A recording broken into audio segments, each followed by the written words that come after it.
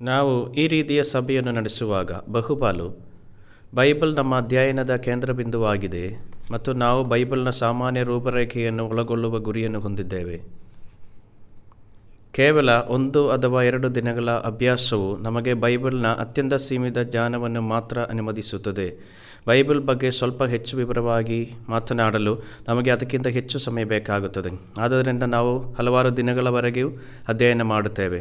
ನಾವು ಈ ರೀತಿಯ ಸಭೆಯನ್ನು ನಡೆಸಿದಾಗ ನಾವು ಯಾವಾಗಲೂ ಬೈಬಲ್ ಬಗ್ಗೆ ಮಾತನಾಡುತ್ತೇವೆ. ಬೈಬಲ್ ಸತ್ಯವಾಗಿದೆ ಎಂಬ ಅಂಶವನ್ನು ಕೇಂದ್ರೀಕರಿಸುತ್ತೇವೆ. ಸಾಮಾನ್ಯವಾಗಿ ಹೇಳುವುದಾದರೆ ಬೈಬಲ್ ಮನುಷ್ಯನ ಸಂಶೋಧನೆ ಮತ್ತು ಅಧ್ಯಯನಗಳ ಉತ್ಪನ್ನವಾಗಿದೆ ಮತ್ತು ಮನುಷ್ಯನ ಮನಸ್ಸಿನಿಂದ ಹುಟ್ಟಿಕೊಂಡಿದೆ ಎಂದು ಜನರು ಭಾವಿಸುತ್ತಾರೆ.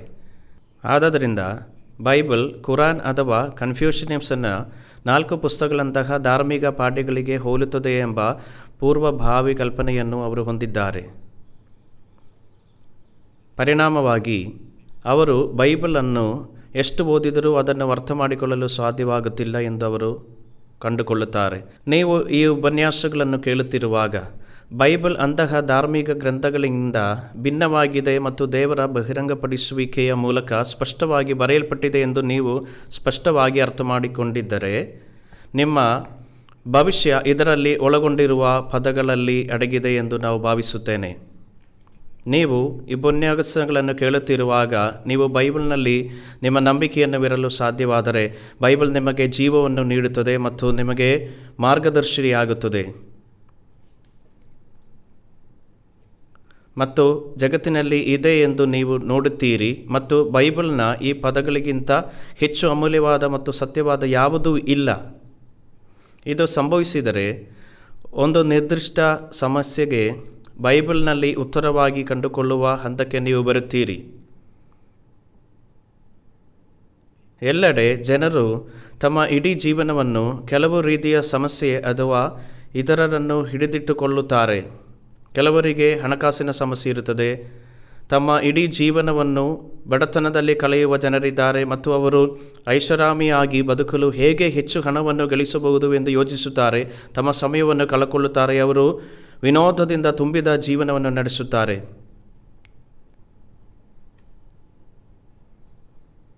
ನಂತರ ತಮ್ಮ ಇಡೀ ಜೀವನವನ್ನು ಕೆಲವು ಅನಾರೋಗ್ಯದಿಂದ ಹೋರಾಡುತ್ತಾರೆ. ಆರೋಗ್ಯವಾಗಿ ವ್ಯಕ್ತಿಗೆ ಹೇಗೆ ಬದುಕಲು ಎಂಬುದಾಗಿ ಯೋಚನೆ ಮಾಡುತ್ತಾ ಅವರು ಜೀವಿಸುತ್ತಾರೆ. ಈ ರೀತಿಯ ಸಮಸ್ಯೆಯೊಂದಿಗೆ ಬದುಕುವ ಅಪಾರ ಸಂಖ್ಯೆಯ ಜನರಿದ್ದಾರೆ. ಮತ್ತು ಅಷ್ಟೂ ಅಲ್ಲ, ಕೆಲವರಿಗೆ ಇದು ಶಿಕ್ಷಣದ ವಿಷಯವಾಗಿದೆ.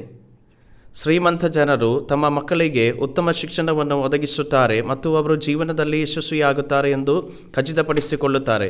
ಆದರೆ ಪ್ರಪಂಚದಲ್ಲಿ ಅನೇಕ ಜನರು ಇದ್ದಾರೆ, ಅದರ ಆರ್ಥಿಕ ಪರಿಸ್ಥಿತಿಯು ತಮ್ಮ ಮಕ್ಕಳಿಗೆ ಉತ್ತಮ ಶಿಕ್ಷಣವನ್ನಾಗಲಿ ಬೇರೆ ಕಾರ್ಯಗಳನ್ನು ಆಗುತ್ತಾ ಇಲ್ಲ. ಆದ ಕಾರಣವಾಗಿ ಅವರು ಜೀವನವನ್ನು ಅಸಮಾಧಾನಗೊಳ್ಳುತ್ತಾರೆ. ಆದರೂ ಎಲ್ಲ ಮಾನವ ಕುಲವು ಎದುರಿಸುತ್ತಿರುವ ಮತ್ತೊಂದು ಮೂಲಭೂತ ಸಮಸ್ಯೆ ಇದೆ ಮತ್ತು ಈ ಭೂಮಿಯ ಮೇಲೆ ವಾಸಿಸುವ ಪ್ರತಿಯೊಬ್ಬರು ಒಂದು ಕಾಲದಲ್ಲಿ ಸಾಯಲೇಬೇಕು. ಜನರು ಬದುಕುತ್ತಾರೆ ಮತ್ತು ಸಾಯುತ್ತಾರೆ ಎಂದು ಪ್ರತಿಯೊಬ್ಬರು ಸ್ವಾಭಾವಿಕವಾಗಿ ನಂಬುತ್ತಾರೆ. ಅವರು ಅದನ್ನು ಲಘುವಾಗಿ ತೆಗೆದುಕೊಳ್ಳುತ್ತಾರೆ ಮತ್ತು ವಿಷಯವನ್ನು ತಳ್ಳಿಕೊಳ್ಳುತ್ತಾರೆ. ಎಲ್ಲರೂ ಸಾಯುವುದರಿಂದ ಅವರು ಸಾವಿಗೆ ಶರಣಾಗುತ್ತಾರೆ. ಈ ವಿಷಯದಲ್ಲಿ ಯಾವುದೇ ಅಖ್ಯವಿಲ್ಲ. ಇದೇ ಈ ಜಗತ್ತಿನಲ್ಲಿ ಹೆಚ್ಚಿನ ಜನರು ಸಾಮಾನ್ಯವಾಗಿ ಹೊಂದಿರುವ ವರ್ತನೆ ಎಂದು ತೋರುತ್ತದೆ. ಆದರೆ ನಿಮ್ಮ ಜೀವನದ ಹಾದಿಯಲ್ಲಿ ನೀವು ಸಾವನ್ನು ಜಯಿಸಿ ಬದುಕಲು ಸಾಧ್ಯವಾಗುತ್ತದೆ ಎಂದು ಭಾವಿಸೋಣ.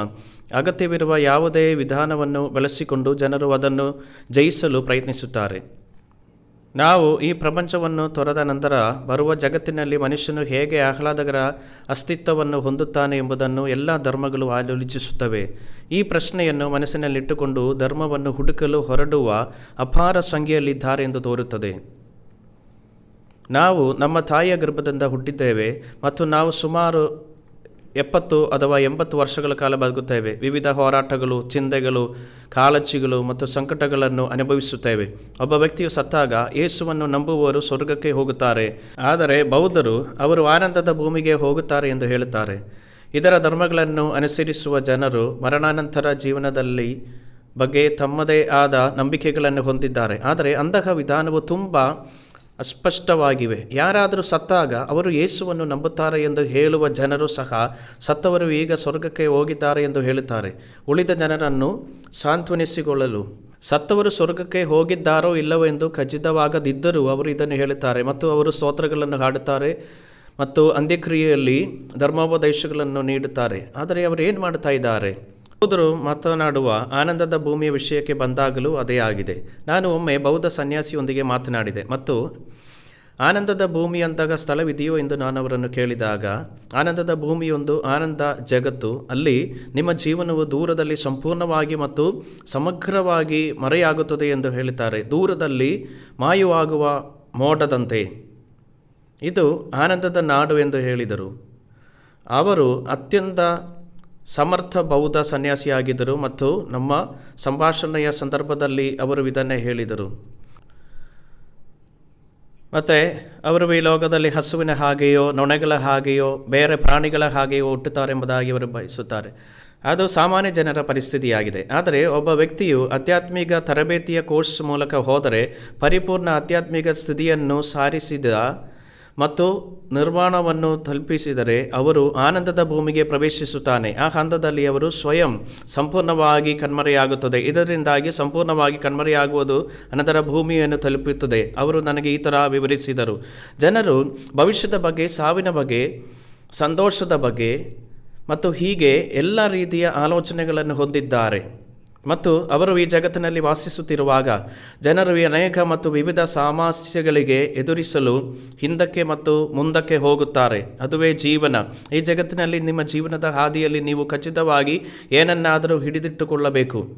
ನಾಳೆ ಸಾಯುತ್ತೇನೆ ಎಂದು ಗೊತ್ತಿದ್ದರೂ ಹಿಂದೆ ತೃಪ್ತನಾಗಬಲ್ಲೆನು, ಸಾವನ್ನು ಎದುರಿಸಿ ಉಲ್ಲಾಸದಿಂದ ಇರಬಲ್ಲನು. ಹೀಗೆ ತನ್ನ ಜೀವನವನ್ನು ದಿಗ್ವಿಜಯನಾಗಿ ಕೊನೆಗೊಳಿಸಬಲ್ಲೆನು, ನಿಜವಾದ ಸುಖಿ ಎಂದು ಹೇಳಬಹುದು. ನಾವು ವಾಸಿಸುತ್ತಿರುವ ಈ ಪ್ರಪಂಚದ ಅತ್ಯಂತ ಸಂಕೀರ್ಣವಾಗಿದೆ. ವಿಷಯಗಳನ್ನು ಬಹಳ ಸಂಕೀರ್ಣಗೊಳಿಸುವ ಎಲ್ಲ ರೀತಿಯ ಸಮಸ್ಯೆಗಳಿಗಿದೆ. ಪರಿಣಾಮವಾಗಿ ನಮ್ಮ ಜೀವನದಂತೆಯೇ ನಮ್ಮ ಆಲೋಚನೆಗಳು ಸಹ ಸಂಕೀರ್ಣವಾಗಿದೆ. ಜಗತ್ತು ಹೆಚ್ಚು ಉದ್ವಿಗ್ನವಾಗಿರುತ್ತದೆ, ಉಸಿರುಗಟ್ಟಿಸುತ್ತದೆ ಮತ್ತು ದಿನಗಳು ಕಳೆದಂತೆ ನಾವು ಇದನ್ನು ಹೆಚ್ಚು ಹೆಚ್ಚು ನೋಡುತ್ತಿದ್ದೇವೆ ಎಂದು ತೋರುತ್ತೇವೆ. ಭೂಮಿಯೇ ಉಸಿರುಗಟ್ಟುತ್ತಿದೆ. ನಮಗೆ ಶಿಖರವಾಗಿ ಕಾರಣ ತಿಳಿದಿಲ್ಲ. ಸ್ವಲ್ಪ ಸಮಯದಿಂದ ಅದು ಅನಾರೋಗ್ಯದಿಂದ ಬಳಲುತ್ತದೆ ಮತ್ತು ವಯಸ್ಸಾಗುತ್ತಲೇ ಇದೆ. ಈ ಅನೇಕ ಸಮಸ್ಯೆಗಳನ್ನು ಎದುರಿಸಲು ನಾವು ನಮ್ಮ ಜೀವನವನ್ನು ಹೇಗೆ ನಡೆಸಬೇಕು ಎಂಬುದರ ಕುರಿತು ಯೋಚಿಸುವುದು ಬಿಟ್ಟು ನಮಗೆ ಬೇರೆ ಆಯ್ಕೆಯಿಲ್ಲ. ಈ ನಡುವೆ ಅಪರಾಧದ ಪ್ರಮಾಣವು ಅಪಾರ ಪ್ರಮಾಣದಲ್ಲಿ ಹೆಚ್ಚಾಗಿದೆ. ಸಣ್ಣ ಮೊತ್ತದ ಹಣಕ್ಕಾಗಿಯೇ ಯಾರನ್ನಾದರೂ ಕೊಲೆ ಮಾಡುತ್ತಾರೆ. ಸಣ್ಣ ಮೊತ್ತದ ಹಣಕ್ಕಾಗಿ. ಇಂದು ಬೆಳಗ್ಗೆ ಟಿವಿಯಲ್ಲಿ ಕಳ್ಳನೊಬ್ಬ ಮಹಿಳೆಯನ್ನು ಕೊಂದು ಹಣದೊಂದಿಗೆ ಪರಾರಿಯಾಗಿರುವ ಸುದ್ದಿಯನ್ನು ಪ್ರಸಾರವಾಗಿದೆ. ಮತ್ತು ಜಗತ್ತು ಯಾಕೆ ಈ ಥರ ಆಯಿತು? ಯಾಕೆಂದರೆ ಜನರ ಮುಂದೆ ನೋಡಿದಾಗ ಅವರು ತಮಗಾಗಿ ಯಾವುದೇ ಭವಿಷ್ಯವನ್ನು ನೋಡುವುದಿಲ್ಲ. ನೀವು ಹೇಗೆ ಬದುಕುತ್ತೀರಿ ಎಂಬುದು ಮುಖ್ಯವಲ್ಲ ಎಂದು ಜನರು ಭಾವಿಸುತ್ತಾರೆ, ಏಕೆಂದರೆ ಕೊನೆಯಲ್ಲಿ ಎಲ್ಲರೂ ಒಂದೇ ಆಗಿರುತ್ತಾರೆ. ಅವರು ಬೇಗನೆ ಶ್ರೀಮಂತವಾಗಲು ಪ್ರಯತ್ನಿಸುತ್ತಾರೆ ಮತ್ತು ಅವರು ನಾನು ಸಿಕ್ಕಿಬಿದ್ದ ಬಯಲಿಗೆ ಹೋದರೆ ನಾನು ಅಲ್ಲಿಗೆ ಹೋಗುತ್ತೇನೆ ಮತ್ತು ನಾನು ಸತ್ತರೆ ನಾನು ಸಾಯುತ್ತೇನೆ ಎಂದು ಅವರು ಭಾವಿಸುತ್ತಾರೆ. ಅವರು ಜೀವನವನ್ನು ತ್ಯಜಿಸಿದ್ದಾರೆ. ಆದ್ದರಿಂದ ಅವರು ಇಷ್ಟಪಡುವ, ಅವರು ಬದುಕುವ ಹಾಗೆ ಅವರು ಭಾವಿಸುತ್ತಾರೆ. ಜಗತ್ತು ಈಗ ಅಭಿವೃದ್ಧಿ ಹೊಂದುತ್ತಿರುವ ರೀತಿ ಇದು ಎಂದು ತೋರುತ್ತದೆ. ನಿರಾಶಾದಾಯಕ ಮತ್ತು ಅಸ್ವಸ್ಥವಾಗಿರುವ ಕಾಲದಲ್ಲಿ ನಾವು ಜೀವಿಸುತ್ತಿರುವಾಗ ಜನರು ವಿವಿಧ ಯೋಜನೆಗಳಲ್ಲಿ ಕಷ್ಟಪಟ್ಟು ಕೆಲಸ ಮಾಡುತ್ತಾರೆ. ಜನರು ವಿವಿಧ ವಿಧಾನಗಳನ್ನು ಪ್ರಯತ್ನಿಸುತ್ತಿದ್ದಾರೆ ಮತ್ತು ಅಂತಹದನ್ನು ಸಾಧಿಸಲು ಅಪಾರ ಪ್ರಯತ್ನ ಮಾಡುತ್ತಿದ್ದಾರೆ ಎಂದು ತೋರುತ್ತದೆ.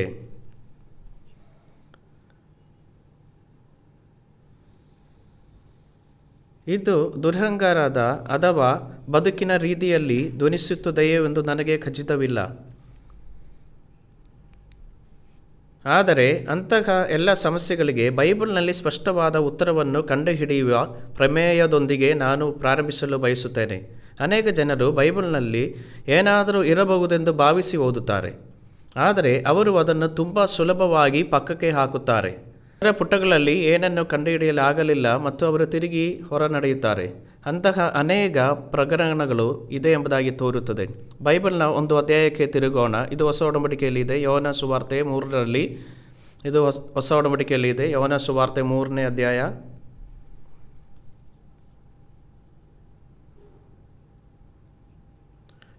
ನಾನು 3ನೇ ವಾಕ್ಯದಿಂದ ಓದುತ್ತೇನೆ, 5ನೇ ವಾಕ್ಯ ತನಕ. ಯೋಹನ ಸುವಾರ್ತೆ 3ನೇ ಅಧ್ಯಾಯ 3ರಿಂದ 5 ವಾಕ್ಯಗಳು. ಅದಕ್ಕೆ ಯೇಸು, ನಾನು ನಿಮಗೆ ನಿಜ ನಿಜವಾಗಿ ಹೇಳುತ್ತೇನೆ, ಒಬ್ಬನು ಹೊಸದಾಗಿ ಹುಟ್ಟದಿದ್ದರೆ ಅವನು ದೇವರ ರಾಜ್ಯವನ್ನು ಕಾಣಲಾರನು ಅಂದನು. ನಿಕೋದೇಮನು ಆತನನ್ನು, ಮನುಷ್ಯನು ಮುದುಕನಾದ ಮೇಲೆ ಹುಟ್ಟುವುದು ಹೇಗೆ? ಅವನು ತನ್ನ ತಾಯಿಯ ಗರ್ಭದಲ್ಲಿ ತಿರುಗಿ ಸೇರಿ ಹುಟ್ಟುವುದಾದೀತೇ ಎಂದು ಕೇಳಿದನು. ಅದಕ್ಕೆ ಯೇಸು, ನಾನು ನಿಮಗೆ ನಿಜ ನಿಜವಾಗಿ ಹೇಳುತ್ತೇನೆ, ಒಬ್ಬನು ನೀರಿನಿಂದಲೂ ಆತ್ಮನಿಂದಲೂ ಹುಟ್ಟದಿದ್ದರೆ ದೇವರ ರಾಜ್ಯಕ್ಕೆ ಸೇರಲಾರನು ಅಂತನು.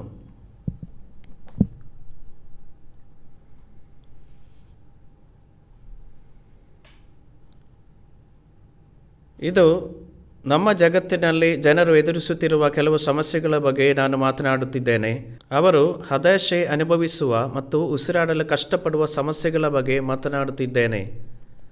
ಆದರೆ ಒಂದು ದಿನ ನೀವು ಮತ್ತೆ ಹುಟ್ಟುವ ಖಚಿತವಾದ ಅನುಭವವನ್ನು ಹೊಂದಲು ಸಾಧ್ಯವಾದರೆ ನೀವು ಈ ಅಗಾಧವಾದ ಅಸ್ತವ್ಯಸ್ತವಾಗಿರುವ ಜಗತ್ತಿನಲ್ಲಿ ಸಂತೋಷ, ಶಾಂತಿ ಮತ್ತು ಸಂತೋಷದಿಂದ ಬದುಕಲು ಸಾಧ್ಯವಾಗುತ್ತದೆ ಎಂದು ನಾನು ನಿಮಗೆ ಮೊದಲೇ ಹೇಳಕ್ಕೆ ಬಯಸುತ್ತೇನೆ.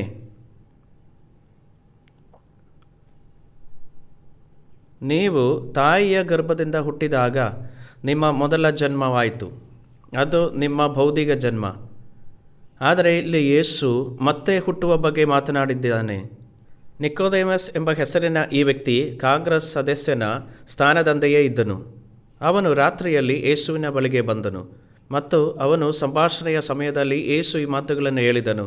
ಒಬ್ಬನು ಮತ್ತೆ ಹುಟ್ಟದೇ ಹೊರತು ದೇವರ ರಾಜ್ಯವನ್ನು ನೋಡಲಾಗದು. ಅವರು ಹೇಳಿದ್ದು ಹೀಗೆ. ನಿಕೋದೇಮಸ್ ಈ ರೀತಿ ಏನನ್ನು ಕೇಳಿರಲಿಲ್ಲ. ಇದು ಅವನಿಗೆ ಬಹಳ ವಿಚಿತ್ರವಾದ ಮಾತುಗಳಾಗಿದ್ದು. ಅವನು ಕೇಳುತ್ತಾನೆ, ಅದು ಹೇಗೆ ಒಂದು ವ್ಯಕ್ತಿ ವಯಸ್ಸಾದ ಮೇಲೆ ತನ್ನ ತಾಯಿಯ ಗರ್ಭದಲ್ಲಿ ಸೇರಿ ಪುನರ್ಜನ್ಮ ಹುಟ್ಟುವುದು ಹೇಗೆ? ಇವನು ಈ ಥರ ಕೇಳುತ್ತಾನೆ. ಕಾರಣ ಅವನಿಗೆ ಹೊಸದಾಗಿ ಹುಟ್ಟುವುದೆಂಬುದಾಗಿರೋ ಒಂದು ವಿಷಯ ಏನೆಂಬುದಾಗಿ ಗೊತ್ತಿತ್ತಿಲ್ಲ. ಯೇಸು ಅವನಿಗೆ ಹೇಳಿರುವ ಕಾರಣ ಹೊಸದಾಗಿ ಹುಟ್ಟಬೇಕೆಂಬುದಾಗಿ ಹೇಳುವಾಗ ನೀವು ಕೂಡ ಕೇಳುವಂಥವರು, ಇದು ಹೇಗೆ ಶಾರೀರಿಕವಾಗಿ ಒಬ್ಬ ಮನುಷ್ಯನಿಗೆ ಪುನರ್ಜನ್ಮ ಹೊಂದುವುದು ಸಾಧ್ಯ? ಇದು ನಿಮ್ಮ ಶರೀರವಲ್ಲ ಎರಡನೇ ಸಾರಿ ಹುಟ್ಟುವುದು. ಮೊದಲನೇ ಸಾರಿ ನಿಮ್ಮ ತಾಯಿಯ ಗರ್ಭದಿಂದ ನೀವು ಹುಟ್ಟಿದ್ದೀರಿ. ಆದರೆ ಎರಡನೇ ಸಾರಿ ಅದು ಹೊಸದಾಗಿ ಹುಟ್ಟುವುದೆಂಬುದಾಗಿ ಹೇಳಿದರೆ ಅದೊಂದು ಪುನರ್ಜನ್ಮವಾಗಿದೆ. ಇದಾಗಿದೆ ನೀವು ಎರಡನೇ ಸಾರಿ ಹುಟ್ಟುವುದು.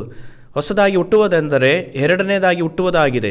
ಆದ್ದರಿಂದ ಯೇಸು ಸ್ವಾಮಿ ಈ ಥರ ಹೇಳುವಂಥ ವಿಷಯವೇನೆಂದರೆ, ಅದೊಂದು ವ್ಯಕ್ತಿ ತಾಯಿಯ ಗರ್ಭದಲ್ಲಿ ಸೇರಿ ಪುನಃ ಹುಟ್ಟುವುದಲ್ಲ, ಮತ್ತೊಂದು ಹುಟ್ಟುವುದಲ್ಲ. ಆದರೆ ಯಾರಿಗೂ ಆತ್ಮನಿಂದಲೂ ನೀರಿನಿಂದಲೂ ಹುಟ್ಟದಿದ್ದರೆ ದೇವರ ರಾಜ್ಯಕ್ಕೆ ಸೇರಲಾಗದು ಎಂಬುದಾಗಿ ಯೇಸು ಸ್ವಾಮಿ ಹೇಳುತ್ತಾರೆ. ಈಗ ನೀರಿನಲ್ಲಿಯೂ ಆತ್ಮನಿಂದಲೂ ಹುಟ್ಟುವುದೆಂದರೆ ಅರ್ಥವೇನು? ಪ್ರತಿಯೊಂದು ವ್ಯಕ್ತಿನಲ್ಲಿ ಆತ್ಮನುಂಟು. ಈ ಆತ್ಮವಾಗಿದೆ ಎರಡನೇ ಸಾರಿ ಹುಟ್ಟಬೇಕಾಗಿರುವುದು. ಆದ ಕಾರಣವಾಗಿ ಈ ಆತ್ಮನು ಹೊಸದಾಗಿ ಹುಟ್ಟಬೇಕು. ಆತ್ಮನು ಹೊಸದಾಗಿ ಹುಟ್ಟುವಾಗ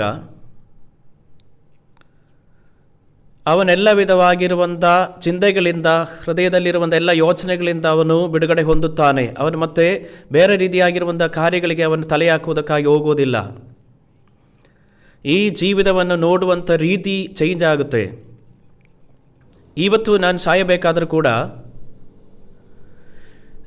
ನನ್ನ ಮರಣವನ್ನು ನಾನು ಹೊಂದಬಹುದು. ಯಾವುದೇ ವಿಧವಾಗಿರುವಂಥ ಭಯವಿಲ್ಲದೆ, ಯಾವುದೇ ದುಃಖವಿಲ್ಲದೆ ನಾನು ಹೊಂದಬಹುದು. ನಾನು ನಗುತ್ತಾ ಹೋಗಬಹುದು. ಅದಾಗಿದೆ ಒಂದು ಜಯಕರವಾಗಿರುವಂಥ ಜೀವಿತ, ಮರಣವನ್ನು ಜಯಿಸುವಂಥ ಒಂದು ಜೀವಿತ. ಈ ರೀತಿಯಾಗಿ ನಿಮಗೂ ಆಗಬಹುದು. ಇದಾಗಿದೆ ಯೇಸು ಸ್ವಾಮಿ ಹೇಳಿರುವುದು. ಆದ್ದರಿಂದ ನೀವು ಮತ್ತೆ ಹುಟ್ಟಲು ಸಾಧ್ಯವಾದರೆ ಈ ಜಗತ್ತು ಎಷ್ಟು ಸಂಕಟಕರವಾಗಿರಬಹುದು, ಅಥವಾ ನೀವೆಷ್ಟು ಸಮಸ್ಯೆಗಳನ್ನು ಎದುರಿಸಬೇಕಾಗುತ್ತದೆ. ಜನರು ಈ ಜಗತ್ತನ್ನು ಕಹಿಯ ಸಮುದ್ರವೆಂದು ವಿವರಿಸುತ್ತಾರೆ ಅಲ್ಲವೇ? ಎದುರಿಸಬೇಕಾದ ಎಲ್ಲ ಕಹಿಯಾಗಿರುವಂಥ ಸಮಸ್ಯೆಗಳನ್ನು ನೋಡುವಾಗ. ಆದರೆ ನೀವು ಹೊಸದಾಗಿ ಹುಟ್ಟುವಾಗ ಯಾವುದೇ ವಿಧವಾಗಿರುವ ಸಮಸ್ಯೆಗಳಿಲ್ಲದೆ ಮುಂದೆ ಹೋಗಬಹುದು ಈ ಜೀವಿತದ ಕಡಲಲ್ಲಿ. ನಿಮಗೆ ಈ ಲೋಕದಲ್ಲಿ ಜಯಕರವಾಗಿರುವ ಜೀವಿತ ನಡೆಸುವುದಕ್ಕೆ ಸಾಧ್ಯ. ಇದನ್ನಲ್ಲೇ ನಾನು ಸುಮ್ಮನೆ ಹೇಳುತ್ತಿಲ್ಲ. ನಾನು ಮತ್ತೆ ಹುಟ್ಟಿ ಬಂದ ಅನುಭವ ಇರುವುದರಿಂದಲೇ ನಾನು ಈ ವರ್ಷ ಹೇಳುತ್ತಿರುವುದು.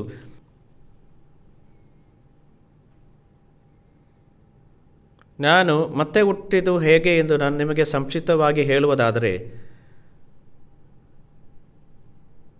ನಾನು ಕ್ರಿಶ್ಚಿಯನ್ ಕುಟುಂಬದಲ್ಲಿ ಜನಿಸಿದೆ.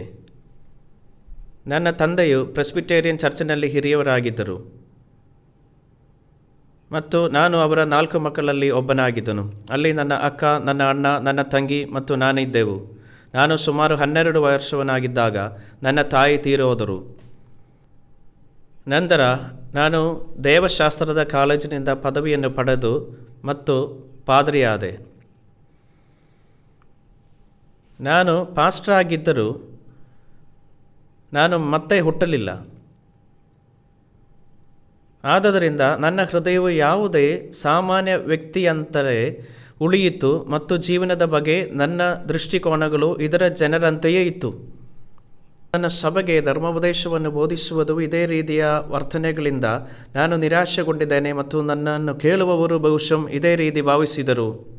ನನ್ನ ಧರ್ಮೋಪದೇಶವನ್ನು ಬೋಧಿಸುವುದರಲ್ಲಿ ಸಾಕಷ್ಟು ಉತ್ತಮವಾಗಿದೆ ಮತ್ತು ಇದಕ್ಕಾಗಿ ಗುರುತಿಸಲ್ಪಟ್ಟಿದ್ದೇನೆ ಎಂದು ತೋರುತ್ತದೆ. ನಾನು ಉಜ್ಜೀವನ ಕೂಟದಲ್ಲಿ ಕೂಡ ಮಾತಾಡಿದೆ. ಆದರೆ ನಾನೇನು ಮಾಡಿದೆ, ನನ್ನ ಹೃದಯದಲ್ಲಿ ತುಂಬ ಭಾರವಿತ್ತು. ಆದ್ದರಿಂದ ನಾನು ಇದನ್ನು ಹೃದಯದಲ್ಲಿ ಹೇಗೆ ಸಮಾಧಾನ ತರಲಿ?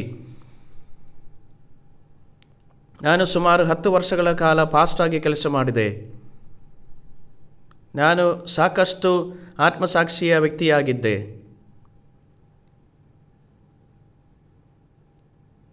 ಕ್ರೈಸ್ತ ಕುಟುಂಬದಲ್ಲಿ ಬೆಳೆದ ನಾನು ನನ್ನ ಬಾಲ್ಯದಿಂದಲೂ ಸುಳ್ಳು ಹೇಳುವುದು ಪಾಪ ಎಂದು ಕಲಿತಿದ್ದೇನೆ. ಆದ್ದರಿಂದ ನಾನು ಸುಳ್ಳು ಕೇಳದಿರಲು ಪ್ರಯತ್ನಿಸಿದೆ ಮತ್ತು ಕೋಪವು ಪಾಪವೆಂದು ನನಗೆ ಕಲಿಸಿದ್ದರಿಂದ ನಾನು ಕೋಪಗೊಳ್ಳದಿರಲು ಪ್ರಯತ್ನಿಸಿದ್ದೇನೆ.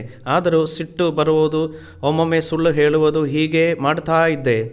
ಈ ಥರ ಮನಸ್ಸಿನಲ್ಲಿ ಮಾಡುತ್ತಿರುವಾಗ ನನ್ನ ಹೃದಯದಲ್ಲಿ ವ್ಯಸನಗೊಂಡಿದೆ. ಬೈಬಲನ್ನು ಓದಿದಾಗ ನಾನು ಸುಳ್ಳು ಹೇಳಬಾರದು ಎಂದು ಕೇಳುವುದನ್ನು ನಾನು ಕಂಡುಕೊಂಡೆ ಮತ್ತು ನಾನು ಕೋಪಗೊಳ್ಳಬಾರದು ಎಂದು ಅಂದುಕೊಂಡೆ.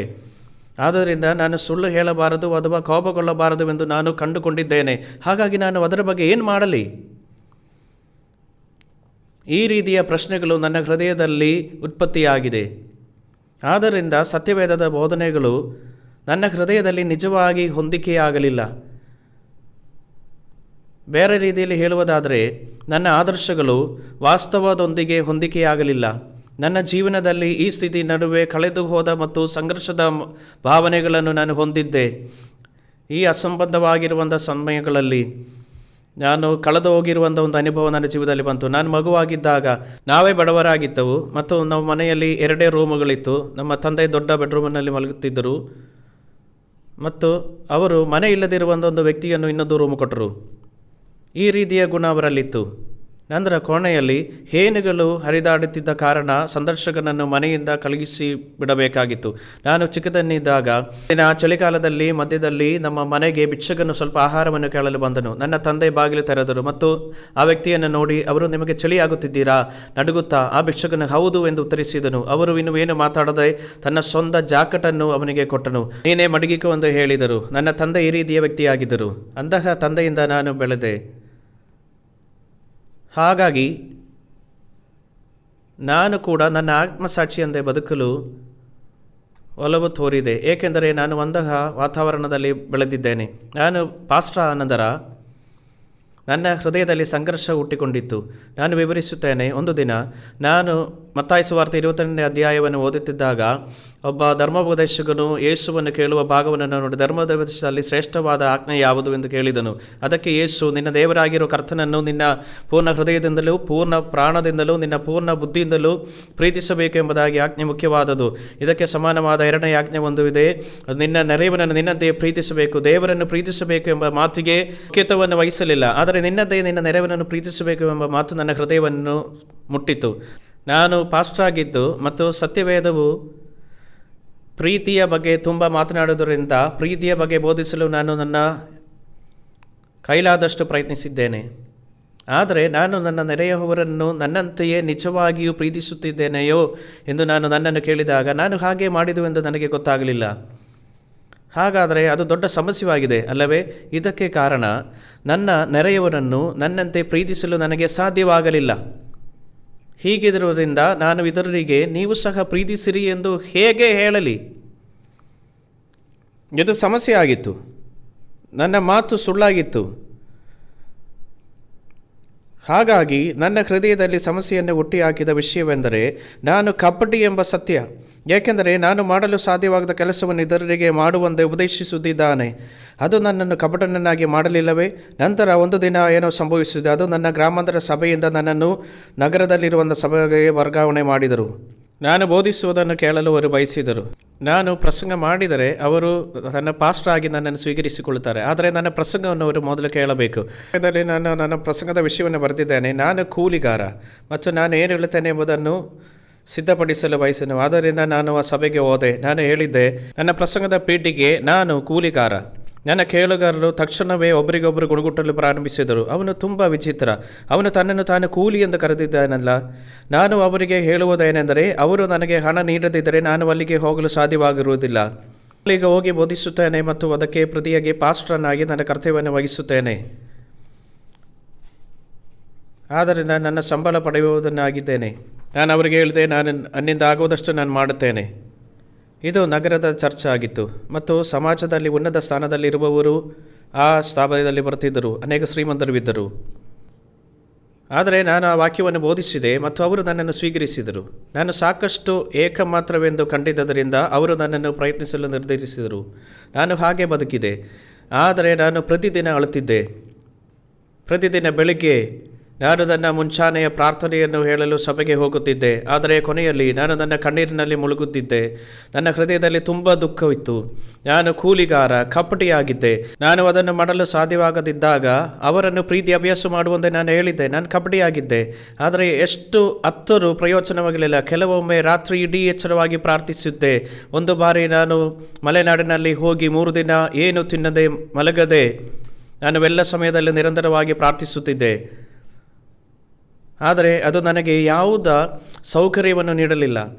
ಈ ಸಮಸ್ಯೆಯನ್ನು ಪರಿಹರಿಸಲು ನಾನು ಏನು ಮಾಡಲು ಸಾಧ್ಯವಿಲ್ಲ ಎಂದು ತೋರುತ್ತದೆ. ನಂತರ ಒಂದು ದಿನ ನಾನು ಒಂದು ಪತ್ರಿಕೆಯಲ್ಲಿ ಒಂದು ಲೇಖನವನ್ನು ಓದಿದೆ. ಆ ದಿನದಲ್ಲಿ ಐಡಿಯಾಗಳ ಪ್ರಪಂಚ ಎಂಬ ಪತ್ರಿಕೆ ಇತ್ತು. ಲೇಖಕರು ಹೀಗೆ ಬರೆದಿದ್ದರು: ವೇಶ್ಯೆಯ ಜೀವನೋಪಾಯಕ್ಕಾಗಿ ತನ್ನ ದೇಹವನ್ನು ಮಾರುತ್ತಾಳೆ, ಶಿಕ್ಷಕನು ಜೀವನೋಪಾಯಕ್ಕಾಗಿ ಜ್ಞಾನವನ್ನು ಮಾರುತ್ತಾನೆ ಮತ್ತು ಸಭಾಪಾಲಕನು ಜೀವನೋಪಾಯಕ್ಕಾಗಿ ನೀತಿ ಮತ್ತು ನೈತಿಕತೆಯನ್ನು ಮಾರುತ್ತಾನೆ. ಹಾಗಾದರೆ ಅವರ ನಡುವೆ ಏನು ವ್ಯತ್ಯಾಸವಿದೆ? ಅವರು ವೇಶ್ಯೆ ಮತ್ತು ಸಭಾಪಾಲಕನು ಒಂದೇ ಎಂದು ಹೇಳಿದರು. ಇಬ್ಬರು ಜೀವನೋಪಾಯಕ್ಕಾಗಿ ಪ್ರಯತ್ನಿಸುತ್ತಿದ್ದರು. ಈ ಲೇಖನವನ್ನು ಓದಿದಾಗ ಯಾರೋ ಹರಿದವಾದ ಚಾಕುವನ್ನು ತೆಗೆದುಕೊಂಡು ನನ್ನ ಹೃದಯವನ್ನು ಗಾಯಪಡುತ್ತಿದ್ದರೂ ನನಗೆ ಅನುಭವಿಸಿದೆ. ಒಬ್ಬ ವೇಶ್ಯೆಯು ನನಗಿಂತ ಹೆಚ್ಚು ಪ್ರಾಮಾಣಿಕಳು ಎಂದು ನಾನು ಭಾವಿಸಿದೆ. ವೇಶ್ಯೆಯನ್ನು ಅನೇಕ ಜನರು ತಿರಸ್ಕಾರದಿಂದ ನಡೆಸಿಕೊಳ್ಳುತ್ತಾರೆ, ಆದರೆ ಅವಳು ಪಾಪಿ ಎಂದು ಸತ್ಯವನ್ನು ಮರೆಮಾಚಲು ಪ್ರಯತ್ನಿಸುವುದಿಲ್ಲ ಮತ್ತು ಅವಳು ಜೀವನೋಪಾಯಕ್ಕಾಗಿ ಪ್ರಯತ್ನಿಸುತ್ತಿರುವಾಗ ಇತರರು ಅವಳ ಮೇಲೆ ನಡೆಯುತ್ತಾರೆ. ಆದರೆ ನಾನು ಗೌನ್ ಧರಿಸಿ ಸಭೆಯ ಉಪದೇಶ ವೇದಿಕೆಯಲ್ಲಿ ನಿಂತಾಗ ನನ್ನನ್ನು ನೋಡಿರುವವರು ಮತ್ತವರ ಮುಂದೆ ನಾನೊಂದು ದೇವದೂತನ ಆಗಿರುತ್ತೇನೆ. ನಾನೊಂದು ಅದ್ಭುತ ಎಂಬುದಾಗಿ ಅವರು ಯೋಚನೆ ಮಾಡುತ್ತಾರೆ ಮತ್ತು ನನ್ನ ತುಟಿಗಳಿಂದ ಸುರಿದ ಒಳ್ಳೆಯ ಮಾತುಗಳು ರೇಷ್ಮೆಯಂತೆ ನಯವಾಗಿ ಹರಿಯುವಂತೆ ತೋರುತ್ತದೆ.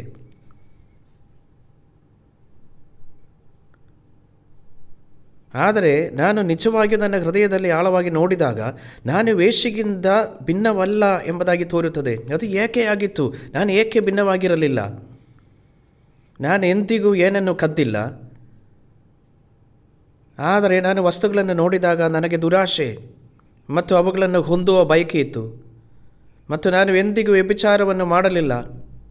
ಆದರೆ ಸಭಾಪಾಲಕರು ಇತರ ಪುರುಷರಿಗಿಂತ ಭಿನ್ನವಾಗಿದ್ದಾರೆ ಎಂಬುದನ್ನು ನೀವು ಭಾವಿಸುತ್ತೀರಾ? ನಾನು ಸುಂದರ ಮಹಿಳೆಯನ್ನು ನೋಡಿದಾಗ ವಿಚಿತ್ರ ಭಾವನೆಗಳು ನನ್ನೊಳಗಡೆ ಹುಟ್ಟುತ್ತದೆ. ಒಳಗಿನಿಂದ ನಾವೆಲ್ಲರೂ ಒಂದೇ.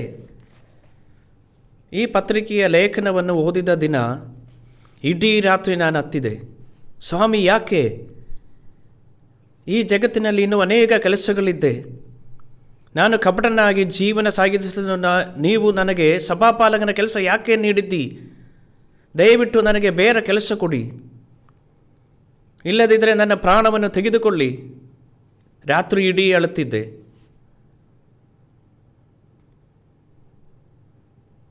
ನಂತರ ಒಂದು ದಿನ ನಾನು ಸತ್ಯವೇದವನ್ನು ಓದುತ್ತಿದ್ದಾಗ ಕೆಲವು ಸತ್ಯದ ಮಾತುಗಳು ಸಮಸ್ಯೆಯನ್ನು ಪರಿಹರಿಸಿದವು. ಅದೇ ಸಮಯದಲ್ಲಿ ನನ್ನ ಆತ್ಮಸಾಕ್ಷಿಯಲ್ಲಿ ನಾನು ಅನುಭವಿಸುತ್ತಿದ್ದ ಎಲ್ಲ ಸಂಕಟಗಳು ಕೊನೆಗೊಂಡವು. ಅಂದರೆ ನನಗೆ ತಿಳಿದಿರುವ ಒಬ್ಬ ಮಿಷನರಿಯನ್ನು ಭೇಟಿಯಾದೆ ಮತ್ತು ನಾನು ಅದರ ಬಗ್ಗೆ ಹೇಳಿದ್ದೆ. ನಾನು ಹೇಳಿದ್ದನ್ನು ಅವರು ಕೇಳಿದ ಮೇಲೆ ಅವರು ಕೈ ಕುಲುಕಿ ಹೇಳಿದರು, ಹೊಸದಾಗಿ ಹುಟ್ಟುವುದಂದರೆ ಇದೇ ಆಗಿದೆ. ಒಮ್ಮೆ ನಾನು ಈ ಸತ್ಯವನ್ನು ತಿಳಿದುಕೊಂಡಾಗ ಪ್ರಪಂಚವು ನನಗೆ ಸಂಪೂರ್ಣವಾಗಿ ವಿಭಿನ್ನವಾಗಿತ್ತು. ಜೀವನದ ಬಗ್ಗೆ ನನ್ನ ಸಂಪೂರ್ಣ ದೃಷ್ಟಿಕೋನ ಬದಲಾಯಿತು. ನಾನು ತಿಳಿದಿರುವ ದುಃಖ ಮತ್ತು ನೋವಿನ ಪ್ರಪಂಚವು ಈಗ ಬಹಳ ದೂರ ಹೋಗಿದೆ.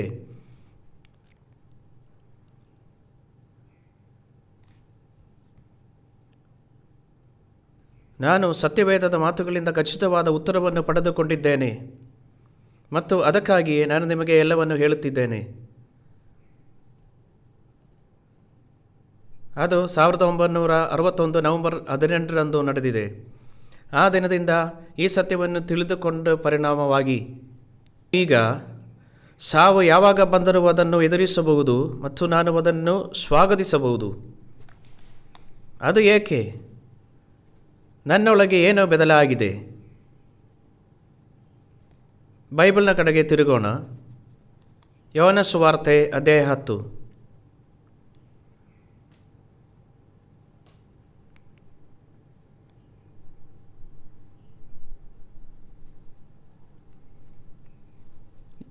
ವಾಕ್ಯ 35.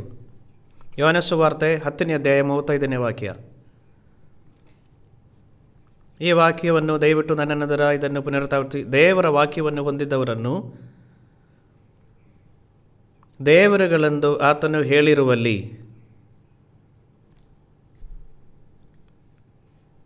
ಶಾಸ್ತ್ರವು ಸುಳ್ಳಾಗಲಾರದಷ್ಟೇ. ಈ ವಾಕ್ಯವನ್ನು ನೀವು ಎಂದಾದರೂ ಓದಿದ್ದೀರಾ?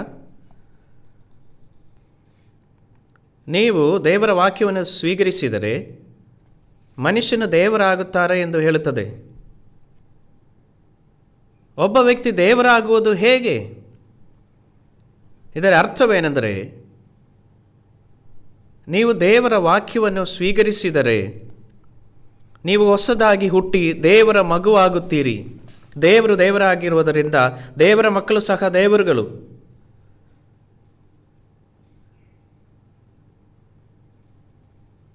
ಈ ಮಾತುಗಳನ್ನು ಯೇಸು ಹೇಳಿದನು. ಯೋಹನ 3ನೇ ಅಧ್ಯಾಯದಲ್ಲಿ ನಾವು ಈ ಹಿಂದೆ ಓದಿದ್ದೇವೆ, ಒಬ್ಬನು ನೀರಿನಿಂದಲೂ ಆತ್ಮನಿಂದಲೂ ಹುಟ್ಟದಿದ್ದರೆ ದೇವರ ರಾಜ್ಯಕ್ಕೆ ಸೇರಲಾರನು. ಇದನ್ನೇ ಅವನು ಹೇಳಿದ್ದು. ಒಬ್ಬ ವ್ಯಕ್ತಿಯು ವಾಕ್ಯದಲ್ಲಿ ಸತ್ಯವನ್ನು ಅರಿಯುವಾಗ ಅವನು ನೀರಲ್ಲಿ ಆತ್ಮದಲ್ಲಿ ಹುಟ್ಟುತ್ತಾನೆ. ಆಗ ಪವಿತ್ರಾತ್ಮನನ್ನು ಹೊಂದಿಕೊಳ್ಳುತ್ತಾನೆ. ಹಾಗೆ ಅವನ ಆತ್ಮವು ಹೊಸದಾಗಿ ಹುಟ್ಟುತ್ತದೆ. ಮತ್ತೊಂದು ವಾಕ್ಯವನ್ನು ನಾವು ಓದೋಣ. 1 ಪೇತ್ರ 1ನೇ ಅಧ್ಯಾಯ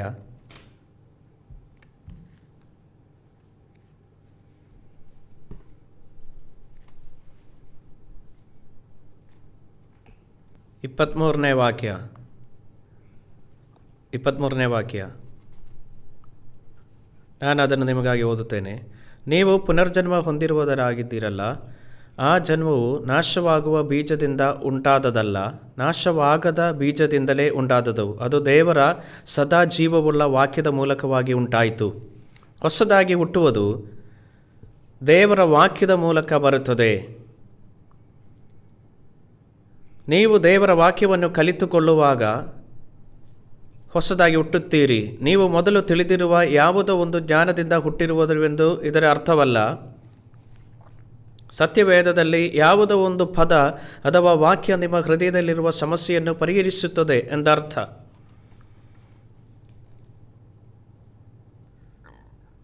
ನಿಮ್ಮ ಹೃದಯಕ್ಕೆ ಮೀರಿದ ಸಮಸ್ಯೆ ನಿಮ್ಮಲ್ಲಿತ್ತು, ಆದರೆ ಸತ್ಯವೇದದ ಯಾವುದೋ ಒಂದು ಭಾಗವು ನಿಮ್ಮ ಸಮಸ್ಯೆಯನ್ನು ಪರಿಹರಿಸಿದೆ.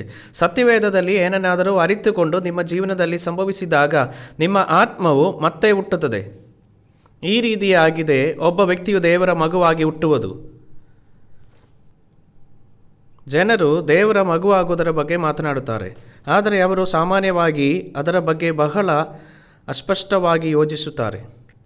ಅವರು ದೇವರನ್ನು ತಮ್ಮ ತಂದೆ ಎಂದು ಹೇಳುತ್ತಾರೆ, ಯಾಕೆಂದರೆ ಅವರು ನನಗೆ ನಂಬುತ್ತಾರೆ. ಆದ್ದರಿಂದ ಅವರು ದೇವರನ್ನು ತಂದೆ ಎಂದು ಯೋಚಿಸುತ್ತಾರೆ. ಆದ್ದರಿಂದ ಪದೇ ಪದೇ ದೇವರನ್ನು ತಂದೆ ತಂದೆ ಎಂದು ಕರೆಯುತ್ತಾರೆ. ಆದರೆ ವಾಸ್ತವವಾಗಿ ದೇವರ ಮಕ್ಕಳಲ್ಲದ ಅನೇಕ ಜನರಿದ್ದಾರೆ.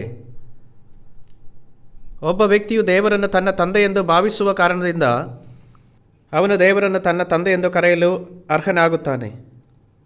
ನೀವು ನಿಜವಾಗಿಯೂ ದೇವರ ವಾಕ್ಯದಲ್ಲಿರುವ ಸತ್ಯವನ್ನು ಅರಿತು ಪವಿತ್ರಾತ್ಮವನ್ನು ಪಡೆದಾಗ ಮಾತ್ರ ನೀವು ದೇವರ ಮಗುವಾಗುತ್ತೀರಿ. ಈ ವಿಷಯವು ಈಗ ಅನೇಕ ಜನರಿಂದ ಮರೆಮಾಡಲಾಗಿದೆ ಮತ್ತು ಇದು ನಿಗೂಢವಾಗಿದೆ. ಜನರು ಸಾಮಾನ್ಯವಾಗಿ ಪವಿತ್ರಾತ್ಮವನ್ನು ಸ್ವೀಕರಿಸುವ ಬಗ್ಗೆ ಮಾತನಾಡುತ್ತಾರೆ ಎಂಬುದು ನಿಜ. ಒಬ್ಬ ವ್ಯಕ್ತಿಯು ಪವಿತ್ರಾತ್ಮನನ್ನು ಹೇಗೆ ಸ್ವೀಕರಿಸುತ್ತಾನೆ? ಈ ದಿನಗಳಲ್ಲಿ ಪವಿತ್ರಾತ್ಮವನ್ನು ಸ್ವೀಕರಿಸುವ ಬಗ್ಗೆ ಅನೇಕ ವಿಧವಾಗಿರುವ ಗೊಂದಲಗಳಿವೆ. ಆಗ ನಿಜವಾಗಿಯೂ ಅನುಭವ ನಿಗೂಢವಾಗಿದೆ. ಪವಿತ್ರಾತ್ಮನನ್ನು ಸ್ವೀಕರಿಸುವುದು ವ್ಯಕ್ತಿಯನ್ನು ಸ್ವೀಕರಿಸುತ್ತಾರೆ ಎಂಬುದಾಗಿ ಕೆಲವರು ಹೇಳುತ್ತಾರೆ. ಕೆಲವರು ಬೆಂಕಿಯನ್ನು ಸ್ವೀಕರಿಸುವುದಾಗಿ ಹೇಳುತ್ತಾರೆ. ದೇಹವೆಲ್ಲ ಬಿಸಿಯಾಗಿ ಅಲ್ಲಾಡುವುದಕ್ಕಾಗಿ ಪ್ರಾರಂಭಿಸುತ್ತಾರೆ ಎಂಬುದಾಗಿ ಹೇಳುತ್ತಾರೆ. ಈ ಉಪನ್ಯಾಸಗಳ ಸಮಯದಲ್ಲಿ ನಾವು ಈ ವಿಷಯಗಳ ನಿಜವಾಗಿಯೂ ಚಿಂತಿಸುತ್ತೇವೆ. ಆದರೆ ಪವಿತ್ರಾತ್ಮನ ಸ್ವೀಕರಿಸುವುದು ಹಾಗಲ್ಲ. ನಿಮ್ಮ ದೇಹವು ಬಿಸಿಯಾಗುವುದು ಮತ್ತು ಅಲ್ಲಾಡುವುದು ಅನುಭವಿಸುವುದು ಪವಿತ್ರಾತ್ಮನನ್ನು ಸ್ವೀಕರಿಸುವುದಲ್ಲ. ಆಗ ಇದರ ಬಗ್ಗೆ ನೀವು ಜಾಗರೂಕರಾಗಿರಬೇಕು. ಪವಿತ್ರಾತ್ಮನು ಆತ್ಮವಾಗಿರುವುದರಿಂದ ನಿಮ್ಮ ಶರೀರದ ಮೂಲಕವಾಗಿ ನೀವು ಪವಿತ್ರಾತ್ಮನ ಬಗ್ಗೆ ತಿಳ್ಕೊಳ್ಳಲು ಸಾಧ್ಯವಿಲ್ಲ.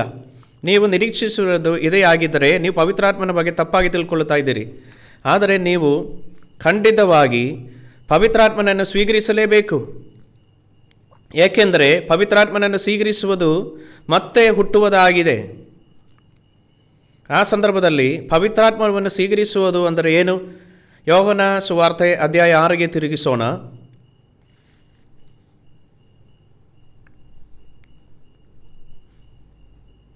ಯೋಹನ ಸುವಾರ್ತೆ 6ನೇ ಅಧ್ಯಾಯ 63ನೇ ವಚನ. ಇದು ಹೊಸ ಒಡಂಬಡಿಕೆಯಲ್ಲಿ ಆಗಿದೆ.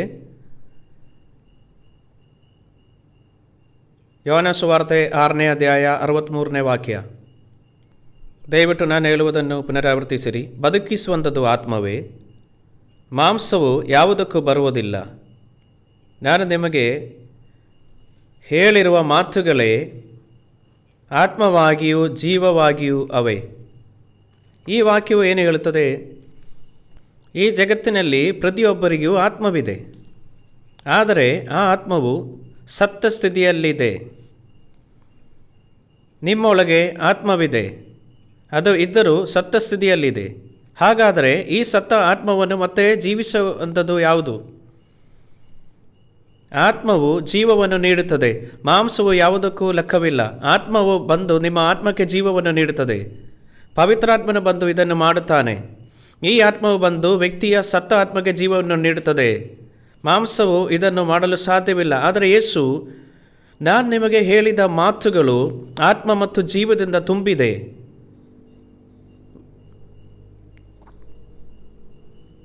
ವಾಕ್ಯವೇ ಆತ್ಮವಾಗಿದೆ, ವಾಕ್ಯವೇ ಜೀವವಾಗಿದೆ. ಆತ್ಮದಿಂದ ದೇವರ ವಾಕ್ಯವನ್ನು ಸ್ವೀಕರಿಸುವುದು ದೇವರನ್ನು ಸ್ವೀಕರಿಸುವುದಾಗಿದೆ. ದೇವರ ವಾಕ್ಯದಲ್ಲಿರುವ ಸತ್ಯವನ್ನು ನೀವು ಅರಿತುಕೊಂಡಾಗ ಪವಿತ್ರಾತ್ಮನು ನಿಮ್ಮ ಬಳಿಗೆ ಬರುತ್ತದೆ.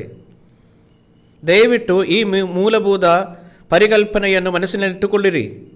ನಾವು ಈಗ ಸತ್ಯವೇದವನ್ನು ಅಧ್ಯಯನ ಮಾಡುತ್ತಿರುವಾಗ ಸತ್ಯವೇದದ ಯಾವುದಾದರೂ ಒಂದು ಅಂಶ ನಿಮ್ಮ ಹೃದಯದಲ್ಲಿ ಪ್ರವೇಶಿಸಿದರೆ ಅದು ಪವಿತ್ರಾತ್ಮನು ನಿಮ್ಮ ಬಳಿಗೆ ಬಂದಿರುವುದಾಗಿರುತ್ತದೆ.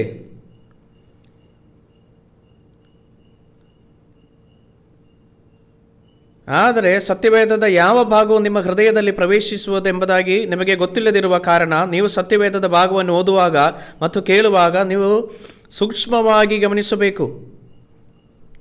ಈ ದಿನಗಳಲ್ಲಿ ಸತ್ಯವೇದವನ್ನು ಓದುವ ಮತ್ತು ಅಧ್ಯಯನ ಮಾಡುವ ಅಸಂಖ್ಯವಾದ ಜನರಿದ್ದಾರೆ. ಆದರೆ ಅವರು ಅದರಿಂದ ಸ್ವಲ್ಪವಾದರೂ ಪ್ರಯೋಜನ ಪಡೆಯುವುದಿಲ್ಲ. ಆದ್ದರಿಂದ ಯಾವಾಗ, ಯಾವ ಸಮಯದಲ್ಲಿ ಅಥವಾ ಸತ್ಯವೇದದ ಯಾವ ಭಾಗವು ಬಂದು ನಿಮ್ಮ ಹೃದಯದಲ್ಲಿನ ಸಮಸ್ಯೆಯನ್ನು ಪರಿಹರಿಸುತ್ತದೆಂದು ನಿಮಗೆ ಗೊತ್ತಿಲ್ಲದಿರುವ ಕಾರಣ ನೀವು ಈ ಎಲ್ಲ ಉಪನ್ಯಾಸಗಳನ್ನು ಆಲಿಸುವುದು ಮತ್ತು ಸ್ವಲ್ಪ ಸಮಯವನ್ನಾದರೂ ಕೂಡ ಕಳ್ಕೊಳ್ಳದೆ ನೋಡಿಕೊಳ್ಳಲು ಮುಖ್ಯವಾಗಿದೆ. ಇಲ್ಲದೆ ಹೋದರೆ, ಸುಮ್ಮನೆ ಬಂದು ಹೋದರೆ, ಸೂಕ್ಷ್ಮವಾಗಿ ಗಮನಿಸದೆ ಹೋದರೆ, ಗೊಂದಲಗೀಡಾದರೆ ಮತ್ತು ಅವಕಾಶವನ್ನು ಕಳ್ಕೊಳ್ಳುತ್ತೀರಿ. ಕೇಳುವುದನ್ನು ಅನುಸರಿಸಲು ನಿಮಗೆ ಸಾಧ್ಯವಾಗುವುದಿಲ್ಲ. ನವೆಂಬರ್ 18, 1969 ಇಸ್ವಿಯಲ್ಲಿ ನಾನು ನಿಶ್ಚಯವಾಗಿ ಸತ್ಯವೇದದ ಮಾತುಗಳ ಮೂಲಕ ಮತ್ತೆ ಹುಟ್ಟಿದ್ದೇನೆ. ನಾನು ನಿಶ್ಚಿತವಾಗಿ ಮತ್ತೆ ಹುಟ್ಟಿದ್ದೇನೆ ಮತ್ತು ಪ್ರಪಂಚದ ಬಗ್ಗೆ ನನ್ನ ದೃಷ್ಟಿಕೋನವು ಬದಲಾಯಿತು. ನಾನು ಈ ಸತ್ಯವನ್ನು ಸಂಪೂರ್ಣ ಭರವಸೆಯಿಂದ ಒಮ್ಮೆ ತಿಳಿದುಕೊಂಡ ನಂತರ ನನ್ನ ಇಡೀ ಜೀವನವೇ ಬದಲಾಯಿತು. ಏಕೆಂದರೆ ನಾನು ಈಗ ನಿಮಗೆ ಇದನ್ನೆಲ್ಲ ಹೇಳಬಲ್ಲೆ. ನೀವು ಮತ್ತೆ ಹುಟ್ಟದಿದ್ದರೆ ನೀವು ದೇವರ ರಾಜ್ಯವನ್ನು ಪ್ರವೇಶಿಸಲು ಸಾಧ್ಯವಿಲ್ಲವೆಂದು ಯೇಸು ಬಹಳ ಸ್ಪಷ್ಟವಾಗಿ ಹೇಳಿದನು. ಇದು ಸಂಪೂರ್ಣ ಮತ್ತು ವ್ಯವಸ್ಥೆ ಇಲ್ಲದಾಗಿದೆ. ಸತ್ಯವೇದದ ಇನ್ನೊಂದು ಅಧ್ಯಯನಕ್ಕೆ ನಾವು ತಿರುಗೋಣ. ಇದು ಬೈಬಲ್ನ ಕೊನೆಯದಲ್ಲಿ ಆಗಿದೆ. ಪ್ರಕಟಣೆ ಪುಸ್ತಕ ಅಧ್ಯಾಯ 20.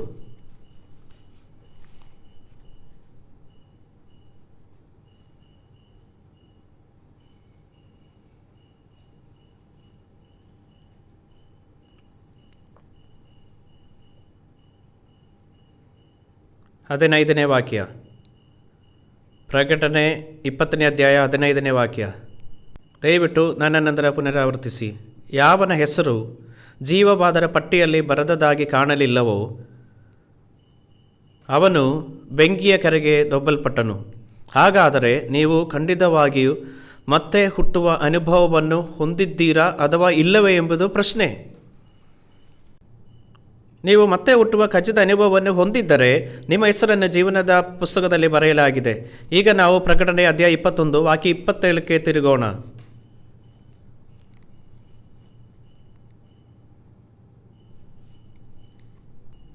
ಅಶುದ್ಧವಾದ ಯಾವುದೋ ಒಂದು ಅದರಲ್ಲಿ ಪ್ರವೇಶಿಸಲಾಗುವುದಿಲ್ಲ. ಇದು ದೇವರ ರಾಜ್ಯದ ಕುರಿತಾಗಿ ಮಾತನಾಡುತ್ತದೆ. ಅಥವಾ ನಾಚಿಕೆಗೀಡಿನ ಅಥವಾ ಮೋಸವನ್ನು ಮಾಡುವ ಯಾರೊಬ್ಬರೂ ಆಗುವುದಿಲ್ಲ. ಆದರೆ ಕುರಿಮರಿಯ ಜೀವನದ ಪುಸ್ತಕದಲ್ಲಿ ಯಾರ ಹೆಸರುಗಳು ಬರೆಯಲ್ಪಟ್ಟಿದೆಯೋ ಅವರು ಮಾತ್ರ ಸೇರುವರು. ಕುರಿಮರಿಯ ಜೀವನ ಪುಸ್ತಕದಲ್ಲಿ ಬರೆಯಲ್ಪಟ್ಟವರು ಮಾತ್ರ ದೇವರ ರಾಜ್ಯವನ್ನು ಪ್ರವೇಶಿಸಬಹುದು. ಇದನ್ನೇ ಹೇಳುತ್ತಿರುವುದು. ಆದ್ದರಿಂದ ನೀವು ಎಷ್ಟು ಸಮಯವರೆಗೆ ಸಭೆಗೆ ಹೋಗುತ್ತಿದ್ದೀರಿ ಎಂಬುವ ಪ್ರಶ್ನವಲ್ಲ, ಮತ್ತು ಆದರೂ ನೀವು ಸಭೆಯಲ್ಲಿ ಯಾವ ಸ್ಥಾನ ಹೊಂದಿದ್ದೀರಂದಲ್ಲ. ಅಂದಾಗ ಅದಕ್ಕೂ ಯಾವುದೇ ಸಂಬಂಧವಿಲ್ಲ. ದೇವರ ರಾಜ್ಯದಲ್ಲಿ ಸತ್ಯವನ್ನು ಕಲಿತುಕೊಂಡು ಅದರ ಮೂಲಕ ಪವಿತ್ರಾತ್ಮನನ್ನು ಪಡೆದಿದ್ದೀರಾ ಅಥವಾ ಇಲ್ಲವೇ, ಅದೊಂದೇ ಇಲ್ಲಿ ಸಮಸ್ಯೆ. ಮತ್ತು ಅದಕ್ಕಾಗಿಯೇ ನಾನು ಇದನ್ನೆಲ್ಲ ನಿಮಗೆ ಹೇಳುತ್ತಿದ್ದೇನೆ. ಮೂಲಭೂತವಾಗಿ ನೀವು ಸತ್ಯವೇದವನ್ನು ನಂಬುವುದಿಲ್ಲ ಎಂದು ಬಹುಶಃ ನೀವು ಯೋಚಿಸುತ್ತೀರಿ. ನೀವು ಯೋಚಿಸುತ್ತಿರುವುದು ಇವನು ಏನು ಮಾತಾಡ್ತಿದ್ದಾರೆ. ಮೂಲಭೂತವಾಗಿ ನಾನು ಸತ್ಯವೇದನನ್ನು ನಂಬುವುದಿಲ್ಲ. ಸತ್ಯವೇದವನ್ನು ಕೆಲವು ಜನರು ಬರೆದಿದ್ದಾರೆ. ಅವರು ತಮ್ಮ ಸ್ವಂತ ಆಲೋಚನೆಗಳನ್ನು ಮತ್ತು ಕಲ್ಪನೆಗಳನ್ನು ಬರೆದಿದ್ದಾರೆ. ಸತ್ಯವೇದದಲ್ಲಿ ಅಷ್ಟೇ. ಯೇಸು ನೀರಿನ ಮೇಲೆ ನಡೆದರು, ಸತ್ತವರನ್ನು ಎಬ್ಬಿಸಿದರು, 5,000 ಜನರಿಗೆ ಕೇವಲ 5 ರೊಟ್ಟಿಗಳಿಂದ 2 ಮೀನುಗಳಿಂದ ತಿನ್ನಿಸಿದರು ಎಂದು ಹೇಳುತ್ತಾರೆ. ಅಂದಾಗ ಸುಳ್ಳುಗಳನ್ನು ನೀವು ಯಾರಾದರೂ ಕೇಳಿದ್ದೀರಾ? ಇದೆಲ್ಲ ಅಸಂಬಂಧವಾಗಿದೆ ಎಂಬುದಾಗಿ ಹೇಳುತ್ತಾರೆ. ನಿಮ್ಮಲ್ಲಿ ಸತ್ಯವೇದವನ್ನು ನಂಬದ ಕೆಲವರು ಇರುತ್ತಾರೆ ಎಂದು ನಾನು ಭಾವಿಸುತ್ತೇನೆ. ಯಾಕಂದರೆ ಸತ್ಯವೇದದಲ್ಲಿ ಮನುಷ್ಯನ ಕಲ್ಪನೆಯಿಂದ ಹುಟ್ಟಿಕೊಂಡ ಒಂದೇ ಒಂದು ಪದವಿಲ್ಲ ಎಂದು ನಾನು ನಿಮಗೆ ತೋರಿಸಲು ಇಷ್ಟಪಡುತ್ತೇನೆ. ಸತ್ಯವೆಂದು ತೋರಿಸುವ ಕೆಲವು ಪುರಾವೆಗಳನ್ನು ನಾನು ನಿಮಗೆ ತೋರಿಸುತ್ತೇನೆ. ಹಳೆ ಒಡಂಬಡಿಕೆಗೆ ತಿರುಗೋಣ. ಯೋಬನ ಪುಸ್ತಕ ಅಧ್ಯಾಯ 26. ಯೋಬನ ಪುಸ್ತಕ ಕೀರ್ತನೆಯ ಮೊದಲು ಬರುತ್ತದೆ.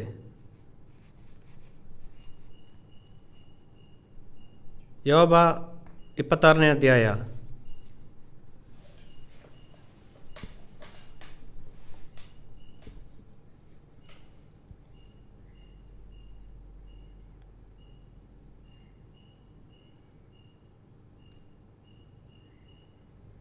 ಏಳನೇ ವಾಕ್ಯದಿಂದ ಓದುತ್ತೇನೆ. ಯೋಬ 26:7. ಯೋಬ 26:7ನೇ ವಾಕ್ಯ.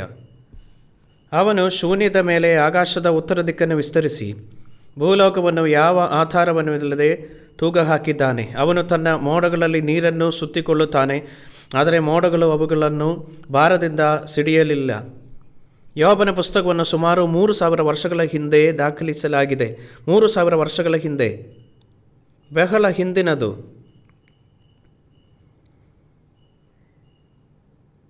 ಆ ದಿನಗಳಲ್ಲಿ ಇಂದು ನಮ್ಮಲ್ಲಿರುವ ಆಧುನಿಕ ವಿಜ್ಞಾನವನ್ನು ಯಾವುದೇ ಇಲ್ಲದಿದ್ದರೂ ಸಹ ಅವನು ಶೂನ್ಯದ ಮೇಲೆ ಆಕಾಶದ ಉತ್ತರ ದಿಕ್ಕನ್ನು ವಿಸ್ತರಿಸಿದನು ಎಂದು ಹೇಳುತ್ತದೆ. ಅದು ಉತ್ತಮ ಆಕಾಶ ಎಂದು ಹೇಳಿದಾಗ ಅದು ಉತ್ತರ ಧ್ರುವವನ್ನು ಉಲ್ಲಂಘಿಸುತ್ತದೆ. ಉತ್ತರ ಧ್ರುವದ ಮೇಲೆ ಶೂನ್ಯವಿದೆ. ಅದರ ಅರ್ಥವೇನು? ನೀವು ಸ್ಪಷ್ಟವಾದ ರಾತ್ರಿಯಲ್ಲಿ ಹೊರಗೆ ಹೋಗಿ ಬಾಹ್ಯಾಕಾಶಕ್ಕೆ ನೋಡಿದರೆ ಅದು ಶೂನ್ಯವಾಗಿರುವುದಿಲ್ಲ.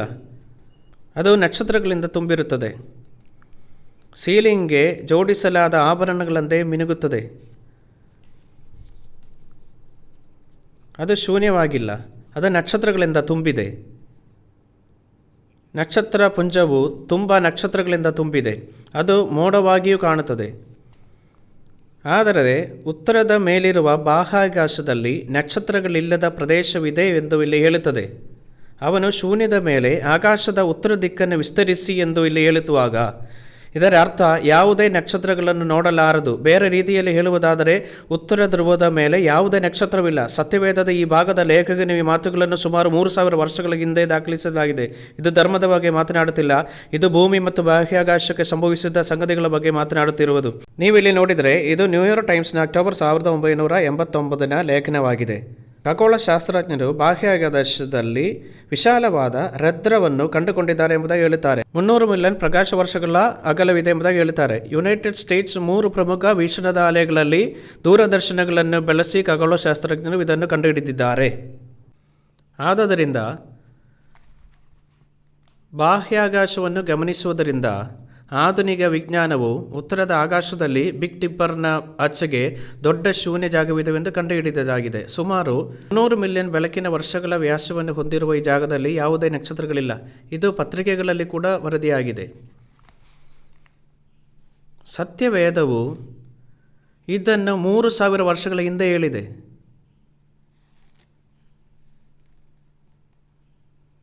ಹಾಗಾಗಿ ನಾನು ಹೇಳುತ್ತಿರುವಂಥ ವಿಷಯವೇನೆಂದರೆ, ಯೋಬನ ಪುಸ್ತಕ ಅಧ್ಯಾಯ 26 ವಾಕ್ಯ 7ನಲ್ಲಿ ಹೇಳಿರುವಂಥ ಕಾರ್ಯ ನಿಜವಾಗಿದೆ. ಇದು ಯಾರೋ ಒಬ್ಬನು ಸುಮ್ಮನೆ ಬೊಬ್ಬೆ ಹೊಡೆಯುವ ಮಾತುಗಳಲ್ಲ. ಇದ್ದ ಈ ಮಾತುಗಳು 3000 ವರ್ಷಗಳ ಹಿಂದೆ ಸತ್ಯವೇದದಲ್ಲಿ ಬರೆಯಲಾಗಿದೆ. ಇದು ನಿಜವಾಗಿದೆ. ಸತ್ಯವಲ್ಲದ ಮತ್ತು ಯಾವುದೇ ಅರ್ಥವಿಲ್ಲದ ಪದಗಳನ್ನು ಬೈಬಲನ್ನು ಒಳಗೊಂಡಿಲ್ಲ. ಬೈಬಲ್ ಸತ್ಯವಲ್ಲದ ಏನನ್ನು ಒಳಗೊಂಡಿಲ್ಲ. ಬೈಬಲ್ನ ಪ್ರತಿಯೊಂದು ಮಾತು ಸತ್ಯವಾಗಿದೆ. ಆದ್ದರಿಂದ ನೀವು ಬೈಬಲ್ನ ಮಾತುಗಳನ್ನು ಸತ್ಯವೆಂದು ಒಪ್ಪಿಕೊಂಡರೆ ಅದರ ಪುಟಗಳಲ್ಲಿ ನೀವು ಅದ್ಭುತವಾದ ಸತ್ಯವನ್ನು ಕಂಡುಕೊಳ್ಳುವಿರಿ. ಆದರೆ ನೀವು ಬೈಬಲ್ನ ಮಾತುಗಳನ್ನು ನಿಜವೆಂದು ಒಪ್ಪಿಕೊಳ್ಳದಿದ್ದರೆ ನಿಮ್ಮ ಮುಂದೆ ಇರುವ ನಿಜವಾದ ದುರದೃಷ್ಟಿಕವಾದ ಮಾರ್ಗವನ್ನು ತಪ್ಪಿಸಲು ನಿಮಗೆ ಸಾಧ್ಯವಾಗುವುದಿಲ್ಲ. ರೋಮ ಪುಸ್ತಕ ಅಧ್ಯಾಯ 1ಕ್ಕೆ ತಿರುಗೋಣ.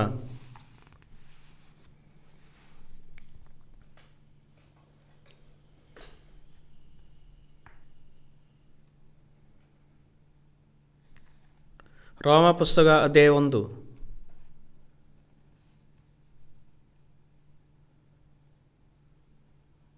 ಇದು ಹೊಸ ಒಡಂಬಡಿಕೆಯಲ್ಲಿದೆ.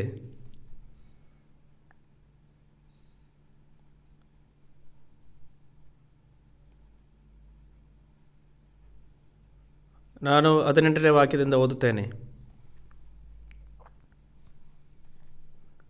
ತಮ್ಮ ದುಷ್ಟತನದಿಂದ ಸತ್ಯವನ್ನು ನಿಗ್ರಹಿಸುವ ಜನರ ಎಲ್ಲ ಅಧರ್ಮ ಮತ್ತು ದುಷ್ಟತನದ ವಿರುದ್ಧ ದೇವರ ಕೋಪವು ಪರಲೋಕದಿಂದ ಪ್ರಕಟವಾಗುತ್ತಿದೆ.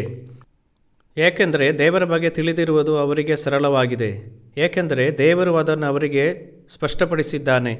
ಪ್ರಪಂಚದ ಸೃಷ್ಟಿ ಆದದಿನಿಂದ ದೇವರ ಅದೃಶ್ಯ ಗುಣಗಳು, ಅವನ ಶಾಶ್ವತ ಶಕ್ತಿ ಮತ್ತು ದೈವಿಕ ಸ್ವಭಾವ ಸ್ಪಷ್ಟವಾಗಿ ಮಾಡಲ್ಪಟ್ಟದರಿಂದ ಅರ್ಥ ಮಾಡಿಕೊಳ್ಳಲಾಗಿದೆ. ಆದ್ದರಿಂದ ಜನರು ಕ್ಷಮಿಸಲಿಲ್ಲ. ಇದು ಏನು ಹೇಳುತ್ತದೆ ಎಂಬುದನ್ನು ನಾವು ವಿವರಿಸುತ್ತೇನೆ. ಅದು ಇಲ್ಲಿ ಹೇಳುತ್ತದೆ, ದೇವರ ಕೋಪವು ಬಹಿರಂಗಗೊಳ್ಳುತ್ತಿದೆ. ಇದು ತೀರ್ಪು. ದೇವರ ತೀರ್ಪು ಪ್ರಕಟವಾಗುತ್ತದೆ.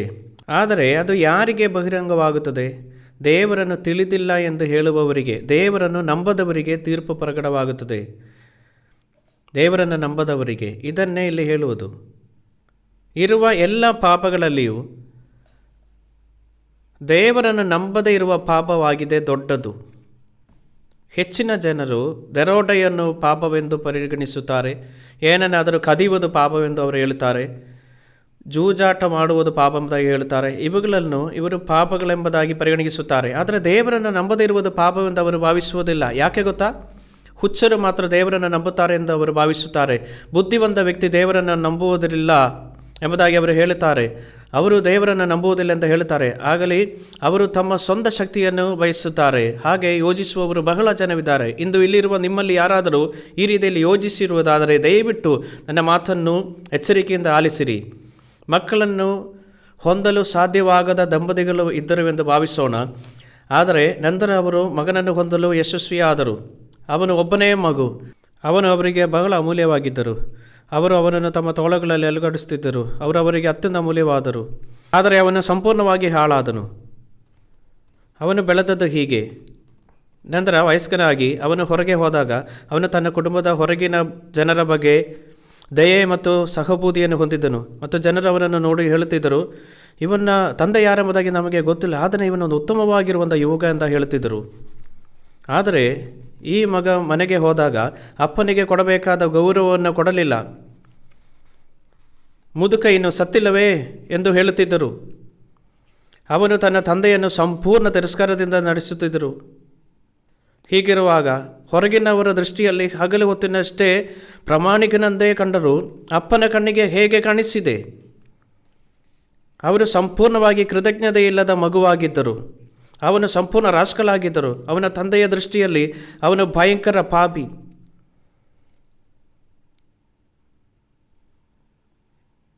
ಈ ಬಗ್ಗೆ ಯೋಚಿಸಿರಿ. ಇತರ ಜನರೊಂದಿಗೆ ಒಳ್ಳೆಯದಾಗಿರುವುದು ಒಳ್ಳೆಯದಾಗಿದೆ, ಆದರೆ ನಿಮ್ಮ ಜೀವನವನ್ನು ದೇವರನ್ನು ನಂಬದೆ ಮತ್ತು ಅವನನ್ನು ತಿರಸ್ಕರಿಸುವುದು ದೇವರ ಮುಂದೆ ಇರುವ ದೊಡ್ಡ ಪಾಪವಾಗಿದೆ. ದೇವರು ಸ್ವರ್ಗದಲ್ಲಿ ಮತ್ತು ಭೂಮಿಯಲ್ಲಿರುವ ಎಲ್ಲವನ್ನು ಸೃಷ್ಟಿಸಿದನು. ಎಲ್ಲವನ್ನು ಸೃಷ್ಟಿಸಿರುವುದು ದೇವರಾಗಿದ್ದಾರೆ. ದೇವರು ಮನುಷ್ಯನನ್ನು ಸೃಷ್ಟಿಸಿದನು. ನಾನಿದನ್ನು ಹೇಳಿದಾಗ ಬಹುಶಃ ನೀವು ಯೋಚಿಸುತ್ತಿರುವಿರಿ, ಸೃಷ್ಟಿ ಏನು ಸೃಷ್ಟಿ? ಮನುಷ್ಯ ಸಾಮಾನ್ಯ ಪೂರ್ವಜರಿಂದ ವಿಕಸನಗೊಂಡ ಮಾನವರು ಮಂಗದಿಂದ ಬಂದಿರುವವನು. ಮಂಗವು ಅಮೀಬಾ ಮತ್ತು ಇದರ ಏಕಕೋಶಿ ಜೀವಿಗಳಿಂದ ಬಂದಿರುವುದು. ನೀವು ರಕ್ತವನ್ನು ಮಾತ್ರ ಪರಿಗಣಿಸಬೇಕು. ರಕ್ತವನ್ನು ಬದಲಾಯಿಸಲು ಯಾವುದೇ ಮಾರ್ಗವಿಲ್ಲ. ನೀವು ಕೋತಿಯ ರಕ್ತವನ್ನು ತೆಗೆದುಕೊಂಡು ಅದನ್ನು ಒಬ್ಬ ವ್ಯಕ್ತಿಗೆ ವರ್ಗಾಯಿಸಿದರೆ ಆ ವ್ಯಕ್ತಿಯು ಊದಿಕೊಂಡು ಸಾಯುತ್ತಾನೆ. ರಕ್ತ ಎಂದಿಗೂ ಬದಲಾಯಿಸುವುದಿಲ್ಲ. ನೀವು ಕಪ್ಪಿಯ ವಂಶಸ್ಥರುವೆಂದು ನೀವು ಭಾವಿಸುತ್ತೀರಾ? ಯಾವುದೇ ಸಂದರ್ಭದಲ್ಲಿ ಆಗಲಿ ದೇವರವರನ್ನು ನಂಬದಿರುವ ಪಾಪವನ್ನು ನಿರ್ಣಯಿಸುತ್ತಾನೆ. ಹಾಗಾಗಿ ದೇವರ ಭಯಂಕರ ತೀರ್ಪು ನಡೆಯುವ ದಿನ ಬರಲಿದೆ ಎಂದು ಹೇಳುತ್ತದೆ. ಆ ತೀರ್ಪಿನ ದಿನದಂದು ಯಾರು ತಮ್ಮನ್ನು ತಾವು ರಕ್ಷಿಸಿಕೊಳ್ಳಲು ಸಾಧ್ಯವಾಗುವುದಿಲ್ಲ ಎಂದು ಬೈಬಲ್ ಹೇಳುತ್ತದೆ. ಇದನ್ನು ಓದೋಣ, ವಾಕ್ಯಗಳು 19 ಮತ್ತು 20. ಯಾಕೆಂದರೆ ದೇವರ ಬಗ್ಗೆ ತಿಳಿದಿರಬಹುದಾದ ವಿಷಯವು ಅವರಿಗೆ ಸರಳವಾಗಿದೆ, ಏಕೆಂದರೆ ದೇವರು ಅದನ್ನು ಅವರಿಗೆ ಸ್ಪಷ್ಟಪಡಿಸಿದ್ದಾನೆ. ಪ್ರಪಂಚದ ಸೃಷ್ಟಿಯಾದನಿಂದ ದೇವರ ಅದೃಶ್ಯ ಗುಣಗಳು, ಅವನ ಶಾಶ್ವತ ಶಕ್ತಿ ಮತ್ತು ದೈವಿಕ ಸ್ವಭಾವ ಸ್ಪಷ್ಟವಾಗಿ ಕಂಡುಬಂದಿದೆ. ಏನು ಮಾಡಲ್ಪಟ್ಟಿದೆ ಎಂಬುದನ್ನು ಅರ್ಥ ಮಾಡಿಕೊಳ್ಳಲಾಗಿದೆ. ಆದ್ದರಿಂದ ಜನರು ಕ್ಷಮಿಸಿಲ್ಲ. ದೇವರೇ, ನನ್ನ ಭೌತಿಕ ಕಣ್ಣುಗಳಿಂದ ನಾನು ನಿನ್ನನ್ನು ನೋಡಲಾಗಲಿಲ್ಲ ಮತ್ತು ನಾನು ನಿನ್ನನ್ನು ಕೇಳಲಿಲ್ಲ ಮತ್ತು ನಾನು ನಿನ್ನನ್ನು ಹೆಂಗೆ ನಂಬಲಿ? ಅದಕ್ಕಾಗಿ ನಾನು ನಿನ್ನನ್ನು ನಂಬುತ್ತಾ ಇಲ್ಲ. ಆದ್ದರಿಂದ ನೀವು ಯಾಕೆ ನನ್ನ ತೀರ್ಪು ಮಾಡ್ತೀರಿ? ನನ್ನನ್ನು ಯಾಕೆ ನೀವು ನರಕಕ್ಕೆ ಕಳಿಸ್ತೀರಿ? ನೀವು ಅಂದಾಗ ಕ್ಷಮಿಸಲು ಸಾಧ್ಯವಾಗುವುದಿಲ್ಲ ಎಂದು ಇಲ್ಲಿ ಹೇಳುತ್ತದೆ. ಅದು ಯಾಕೆಂದರೆ ನೀವು ಆತನನ್ನು ತಿಳಿದುಕೊಳ್ಳುವುದು ದೇವರನ್ನು ಸಾಧ್ಯಪಡಿಸಿದ್ದಾನೆ. ಮನುಷ್ಯನು ಅವನನ್ನು ತಿಳ್ಕೊಳ್ಳಲು ದೇವರು 2 ಮಾರ್ಗಗಳನ್ನು ಒದಗಿಸಿಕೊಟ್ಟಿದ್ದಾನೆ. ಆದರೆ ಜನರು ಸೋಮಾರಿಗಳಾಗಿದ್ದಾರೆ.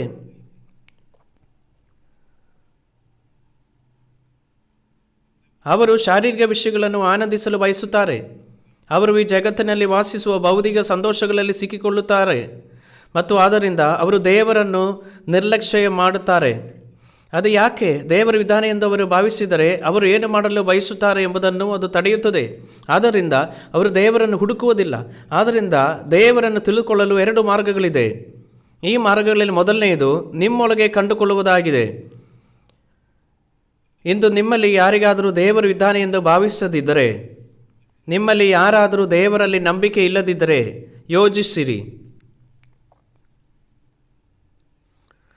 ಮನುಷ್ಯ ಮತ್ತು ಪ್ರಾಣಿಗಳ ನಡುವಿನ ವ್ಯತ್ಯಾಸವೇನು? ಮನುಷ್ಯನನ್ನು ಯಾವುದು ಪ್ರಾಣಿಗಳಿಂದ ವಿಭಿನ್ನಗೊಳಿಸುತ್ತದೆ?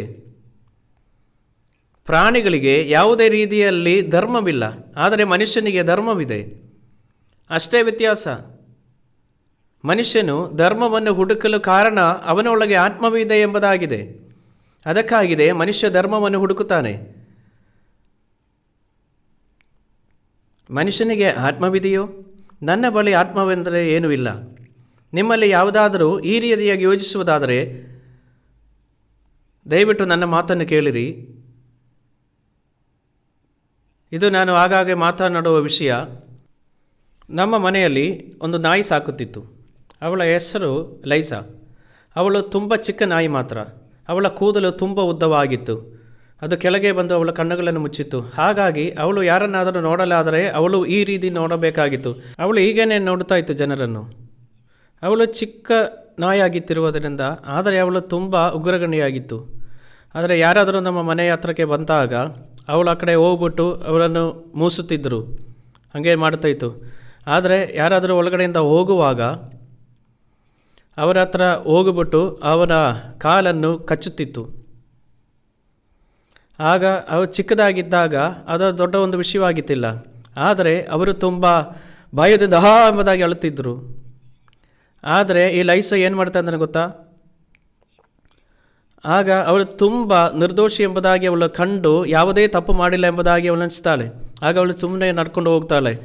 ಆಗ ಆ ನಾಯಿಗೆ ಏನೋ ಒಂದು ಕೊರತೆ ಇತ್ತು. ಅದೇನಾಗಿತ್ತು ಕೊರತೆ? ಅವಳಿಗೆ ಏನು ನಾಚಿಕಿಲ್ಲ ಎಂಬುದಾಗಿ ಯೋಚನೆ ಮಾಡಬಹುದು. ಆದರೆ ಅವಳಿಗೆ ಒಂದು ಮನಸ್ಸಾಕ್ಷಿ ಒಳಗಡೆ ಇತ್ತಿಲ್ಲ. ಅವಳಿಗೆ ಆತ್ಮಸಾಕ್ಷಿ ಇರಲಿಲ್ಲ. ಒಬ್ಬ ವ್ಯಕ್ತಿಯ ವಿಷಯದಲ್ಲಿ ಅವನು ಎಷ್ಟೇ ಕೆಟ್ಟವನಾಗಿದ್ದರೂ ಅವನು ಇನ್ನೊಬ್ಬ ವ್ಯಕ್ತಿಯ ಮೂಗಿಗೆ ಗುದ್ದಿದರೆ ಅದು ರಕ್ತವನ್ನು ಸೆಳೆಯುತ್ತದೆ. ಅವನು ಇನ್ನೊಬ್ಬ ವ್ಯಕ್ತಿಯನ್ನು ನೋಡಿದಾಗ ಅವನು ತಾನು ಮಾಡಿದ್ದಕ್ಕೆ ಪಶ್ಚಾತ್ತಾಪ ಪಡುತ್ತಾನೆ. ಬಹುಶಃ ನಾನು ಸ್ವಲ್ಪ ದೂರ ಹೋಗಿದ್ದೇನೆ, ನಾನು ಸ್ವಲ್ಪ ತಾಳ್ಮೆಯಿಂದ ಇರಬೇಕಾಗಿತ್ತು ಎಂದು ಅವನು ಯೋಚಿಸುತ್ತಾನೆ. ಇದೇ ಆಗಿದೆ ಅವನ ಆತ್ಮಸಾಕ್ಷಿ. ಆತ್ಮಸಾಕ್ಷಿ ಎಂದರೆ ಏನು? ಅದು ಆತ್ಮಸಾಕ್ಷಿ ಆತ್ಮವಾಗಿದೆ.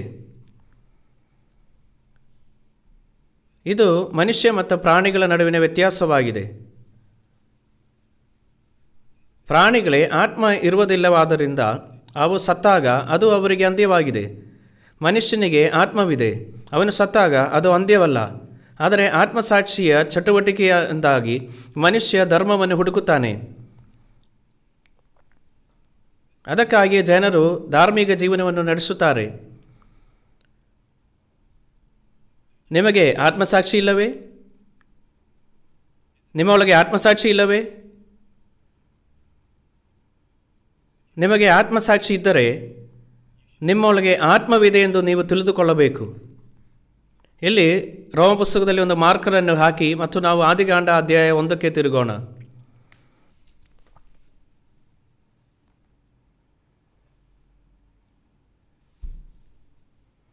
ಇದು ಬೈಬಲ್ನ ಮೊದಲನೇ ಅಧ್ಯಾಯವಾಗಿದೆ. ಆದಿಕಾಂಡ ಅಧ್ಯಾಯ 1 ವಾಕ್ಯ 27.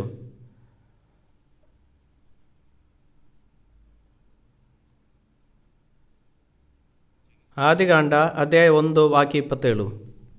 ಹೀಗೆ ದೇವರು ಮನುಷ್ಯನನ್ನು ತನ್ನ ಸ್ವರೂಪದಲ್ಲಿ ಉಂಟು ಮಾಡಿದನು, ದೇವ ಸ್ವರೂಪದಲ್ಲಿ ಅವನನ್ನು ಉಂಟು ಮಾಡಿದನು, ಅವರನ್ನು ಗಂಡು ಹೆಣ್ಣಾಗಿ ನಿರ್ಮಿಸಿದನು. ಏನಿಲ್ಲಿ ಹೇಳುತ್ತದೆ ನೋಡಿರಿ. ದೇವರು ಮನುಷ್ಯನನ್ನು ತನ್ನ ಸ್ವರೂಪದಲ್ಲಿ ದೇವರ ರೂಪದಲ್ಲಿ ಸೃಷ್ಟಿಸಿದನು. ದೇವರು ನಮ್ಮಂತೆ ಮಾಂಸದಲ್ಲಿ ಅಸ್ತಿತ್ವದಲ್ಲಿ ಇಲ್ಲ. ಯೋಹನ ಸುವಾರ್ತೆ 4ನೇ ಅಧ್ಯಾಯದಲ್ಲಿ ದಯವಿಟ್ಟು ನನ್ನನ್ನು ಇದನ್ನು ಆವರ್ತಿಸಿರಿ.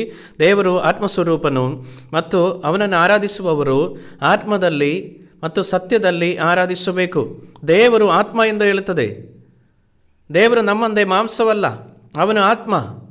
ಆ ಸಂದರ್ಭದಲ್ಲಿ ಮನುಷ್ಯನು ದೇವರ ಸ್ವರೂಪದಲ್ಲಿ ಸೃಷ್ಟಿಸಲ್ಪಟ್ಟಿದ್ದಾನೆ ಎಂಬುದಾಗಿ ಬೈಬಲ್ ಹೇಳುವಾಗ ಮನುಷ್ಯನು ಆತ್ಮ ದೇವರ ರೂಪದಲ್ಲಿ ಸೃಷ್ಟಿಸಲ್ಪಟ್ಟಿದ್ದಂತ ಅರ್ಥ. ಇದರಿಂದ ಮನುಷ್ಯನನ್ನು ಇದರ ಸೃಷ್ಟಿಗಳಿಂದ ಶ್ರೇಷ್ಠವಾಗಿ ನಿಂತಿದೆ. ಅವನು ಎಲ್ಲ ಸೃಷ್ಟಿಯ ಮೇಲೆ ಶ್ರೇಷ್ಠನಾಗಿ ನಿಂತಿದ್ದಾನೆ. ಹಾಗಾದರೆ ಆತ್ಮ ಎಂದರೆ ಏನು? ಇದು ಆತ್ಮಸಾಕ್ಷಿಯಾಗಿದೆ. ಆತ್ಮಸಾಕ್ಷಿ ಮನುಷ್ಯನನ್ನು ಅವನ ಆತ್ಮಸಾಕ್ಷಿಯಿಂದ ಗುರುತಿಸಬಹುದು. ಹಾಗಾದರೆ ಮನುಷ್ಯ ಮತ್ತು ಪ್ರಾಣಿಗಳ ನಡುವಿನ ವ್ಯತ್ಯಾಸವೇನು? ಪ್ರಾಣಿಗಳು ಕೇವಲ ಮಾಂಸ, ಅವುಗಳಲ್ಲಿ ಪ್ರತಿಯೊಂದಕ್ಕೆ ಆತ್ಮವಿದೆ. ಆದರೆ ಆ ಆತ್ಮನು ಮಾಂಸದೊಂದಿಗೆ ಕಣ್ಮರೆಯಾಗುತ್ತದೆ. ಹಾಗಾದರೆ ಮನುಷ್ಯನ ಬಗ್ಗೆ ಏನು? ಮನುಷ್ಯನು ಮಾಂಸ ಮತ್ತು ಆತ್ಮ ಎರಡೂ ಇದೆ. ಅಂದವನಾಗಿದ್ದಾನೆ ಮನುಷ್ಯನು. ಮತ್ತು ಈ ಮಾಂಸವೆಂದರೆ ಏನು? ಇದು ಧೂಳಾಗಿದೆ, ನೆಲದ ಧೂಳು. ಆದಿಕಾಂಡ 2ನೇ ಅಧ್ಯಾಯದಲ್ಲಿ ದೇವರು ಮನುಷ್ಯನನ್ನು ನೆಲದ ಮಣ್ಣಿನಿಂದ ಮಾಡಿದನೆಂದು ಹೇಳುತ್ತದೆ. ಆಗ ನಾವು ಮಣ್ಣಿನಿಂದ ಉಂಟು ಮಾಡಲ್ಪಟ್ಟಿರುವ ಕಾರಣ ನಾವು ಆಹಾರವನ್ನು ತಿನ್ನಲು ನೆಲದ ಧೂಳಿನಿಂದ ಮಾಡಲ್ಪಟ್ಟಿರುವುದು ಆಗಿದೆ. ನಾವು ಮಾಂಸವನ್ನು ತಿನ್ನುತ್ತದೆ, ನಾವು ತರಕಾರಿಗಳನ್ನು ತಿನ್ನುತ್ತದೆ. ಅದು ಯಾಕೆ? ನೆಲದ ಧೂಳು ನಮ್ಮ ಭೌತಿಕ ದೇಹಗಳಿಗೆ ಆಧಾರವಾಗಿರುವುದಂತ. ಮಾನವ ದೇಹದಲ್ಲಿ ಕಂಡುಬರುವ ಅಂಶಗಳು ನೆಲದ ಧೂಳಿನಲ್ಲಿ ಕಂಡುಬರುವಂತೆಯೇ ಇರುತ್ತದೆ. ಒಬ್ಬ ವ್ಯಕ್ತಿಯು ಹಸಿದಾಗ ತಿನ್ನಬೇಕು ಮತ್ತು ಕಾಯಿಲೆ ಬಂದಾಗ ಔಷಧಿ ತೆಗೆದುಕೊಳ್ಳಬೇಕು. ಮತ್ತು ಆಹಾರ ಮತ್ತು ಔಷಧಿ ಎರಡೂ ನೆಲದ ಧೂಳಿನಿಂದ ಬರುತ್ತದೆ. ಅಂಧವನಾಗಿದ್ದಾನೆ ಮನುಷ್ಯನು. ಆದರೆ ಹಂದಿಗಳ ಬಗ್ಗೆ ಏನು? ಅದು ಹೊಟ್ಟೆ ಹಸಿದಾಗ ಅದು ಓಯ್ಕ್ ಓಯ್ಕ್ ಓಯ್ಕ್ ಎಂಬುದಾಗಿರೋ ಶಬ್ದವನ್ನು ಮಾಡುತ್ತದೆ. ಅದು ಸಾಕಷ್ಟು ಶಬ್ದ ಮಾಡುತ್ತಾರೆ. ಆದರೆ ನೀವು ಅವರಿಗೆ ಆಹಾರವನ್ನು ಕೊಟ್ಟರೆ ಅದು ತಿಂದು ಕೆಸರಿನಲ್ಲಿ ಮಲಗಿ ಅದು ಗೊರಕೆ ಹೊಡೆಯುತ್ತದೆ. ಹಂದಿಗಳು ಗೊರಕೆ ಹೊಡೆಯುವುದರಲ್ಲಿ ಉತ್ತಮವಾಗಿದೆ. ಅದರ ಬಳಿ ಒಂದೇ ಒಂದು ದೂರು ಕೂಡ ಇಲ್ಲ. ಅದರ ಹೊಟ್ಟೆ ತುಂಬಿರುವವರೆಗೆ ಅದು ಯಾವುದೇ ದೂರುಗಳಿಲ್ಲ. ನಾನೊಂದು ಪ್ರಶ್ನೆ ಕೇಳುತ್ತೇನೆ, ದಯವಿಟ್ಟು ಪ್ರಾಮಾಣಿಕವಾಗಿ ಉತ್ತರಿಸಿರಿ. ನನ್ನ ಹೊಟ್ಟೆ ತುಂಬಿರುವವರಿಗೆ ನನಗೆ ಯಾವುದೇ ದೂರುಗಳಿಲ್ಲ ಎಂದು ನೀವು ಪ್ರಾಮಾಣಿಕವಾಗಿ ಹೇಳುವುದಾದರೆ ದಯವಿಟ್ಟು ನಿಮ್ಮ ಕೈಗಳನ್ನೆತ್ತಿರಿ. ನೀನು ಕೈ ಎತ್ತಿದ್ದರೆ ನಿಮ್ಮನ್ನು ಅವಮಾನಪಡಿಸುತ್ತದೆ. ನೀನು ಹಂದಿಯಾಗಿದೆ ಎಂಬುದಾಗಿ ನಾನು ಹೇಳ್ತಾ ಇದ್ದೆ. ಅದು ಯಾಕೆ? ಹೊಟ್ಟೆ ತುಂಬಿದರೂ ಮನುಷ್ಯನ ಯಾಕೆ ತೃಪ್ತಿ ಇಲ್ಲ? ಅದು ಯಾಕೆ? ಅದಕ್ಕೆ ಕಾರಣವೇನು?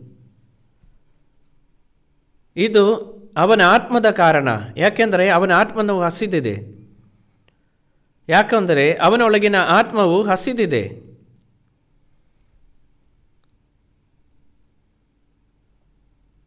ಮನುಷ್ಯನಿಗೆ ಇರುವುದೆಲ್ಲವೂ ತಾನು ಬದುಕುವ ಈ ಮಾಂಸವೇ ಆಗಿದ್ದರೆ, ಸಾಯುವಾಗ ಕೊನೆಗೆ ಬರುವುದಾದರೆ ಹೊಟ್ಟೆ ತುಂಬಿದರೆ ಮಾತ್ರ ತೃಪ್ತಿ ಪಡಬೇಕಾದಲ್ಲವೇ? ಹಂದಿಯಂದೆ ಹೊಟ್ಟೆ ತುಂಬಿದರೂ ಮನುಷ್ಯನಿಗೆ ತೃಪ್ತಿ ಇಲ್ಲ. ಯಾಕೆ? ಯಾಕೆಂದರೆ ಅವರು ಆದರ್ಶಗಳನ್ನು ಹೊಂದಿದ್ದಾರೆ. ಆ ಆದರ್ಶಗಳು ಯಾವುದಕ್ಕೆ ಸಂಬಂಧಿಸಿದೆ? ಅವು ಆತ್ಮಕ್ಕೆ ಸಂಬಂಧಿಸಿದೆ. ಸಮಸ್ಯೆ ಅಂದರೆ ಮನುಷ್ಯನ ವಾಸ್ತವತೆಯು ಅವನ ಆದರ್ಶಗಳಿಗೆ ಹೊಂದಿಕೆಯಾಗಿರುವುದಿಲ್ಲ. ಆ ಆದರ್ಶಗಳು ಅವರ ಆತ್ಮದಿಂದ ಹುಟ್ಟಿಕೊಂಡಿದೆ.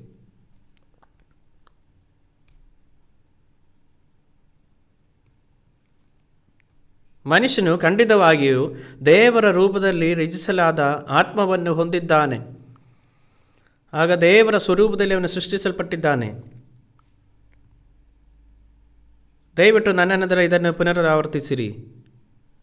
ಆಗ ನೀವು ಸತ್ಯವನ್ನು ತಿಳಿಯುವಿರಿ ಮತ್ತು ಸತ್ಯವು ನಿಮ್ಮನ್ನು ಬಿಡುಗಡೆ ಮಾಡುತ್ತದೆ. ಸತ್ಯವು ಆತ್ಮಕ್ಕೆ ಆಹಾರವಾಗಿದೆ. ದೇಹವು ಆಹಾರವನ್ನು ಸೇವಿಸಬೇಕು ಮತ್ತು ಆತ್ಮವು ಸತ್ಯವನ್ನು ಸೇವಿಸಬೇಕು. ಆತ್ಮವು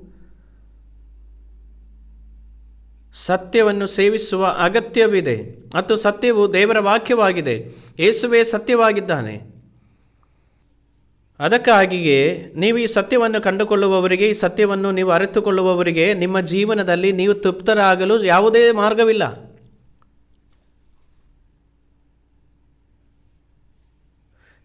ಈ ಸತ್ಯವನ್ನು ನಾನು ಕಂಡಿರುವಂಥ ಒಂದು ದಿನವಿತ್ತು. ನಾನು ಈ ಸತ್ಯವನ್ನು ಅರಿತುಕೊಂಡೆ.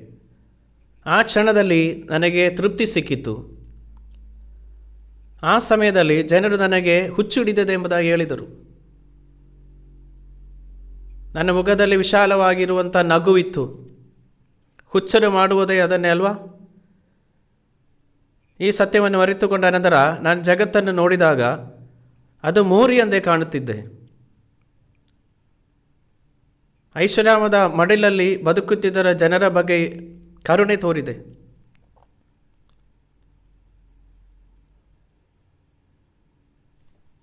ಮನುಷ್ಯನು ಈ ಸತ್ಯವನ್ನು ಕಂಡುಕೊಳ್ಳಬೇಕು. ನಾವು ರಾಷ್ಟ್ರಗಳಿಂದ ಹೇಳಲು ಒಂದು ಕಥೆಯನ್ನು ಹೊಂದಿದ್ದೇವೆ. ಈ ಹಾಡು ಸತ್ಯದ ಮಾರ್ಗವನ್ನು ಕುರಿತು ಹೇಳುತ್ತದೆ. ಈ ಸತ್ಯದ ಮಾರ್ಗವನ್ನು ನೀವು ಕಂಡುಕೊಂಡರೆ ಈ ಜಗತ್ತಿನಲ್ಲಿ ನೀವು ಬೇರೆ ಯಾವುದೇ ಮೂಲಕವೂ ಕಂಡುಕೊಳ್ಳಲು ಸಾಧ್ಯವಾಗದ ತೃಪ್ತಿಯನ್ನು ನೀವು ಕಂಡುಕೊಳ್ಳುತ್ತೀರಿ. ಇದಾಗಿದೆ ಸ್ವಾತಂತ್ರ್ಯ, ಆತ್ಮಸಾಕ್ಷಿಯ ಸ್ವಾತಂತ್ರ್ಯ, ಆತ್ಮಕ್ಕೆ ಸ್ವಾತಂತ್ರ್ಯ. ಈ ಸಮಯದಲ್ಲಿ ನೀವು ನಿಜವಾದ ಸ್ವಾತಂತ್ರ್ಯವನ್ನು ಕಂಡುಕೊಳ್ಳುತ್ತೀರಿ. ಆದ್ದರಿಂದ ನಿಮ್ಮೊಳಗೆ ಜೀವವಿರುವುದರಿಂದ ಆ ಜೀವದ ಮೂಲಕ ನೀವು ದೇವರನ್ನು ಕಂಡುಕೊಳ್ಳಲು ಸಾಧ್ಯವಾಗುತ್ತದೆ. ನೀವು ನಿಮ್ಮ ಆತ್ಮವನ್ನು ತೆರೆದಾಗ ನೀವು ದೇವರನ್ನು ಭೇಟಿಯಾಗಲು ಬರುತ್ತೀರಿ.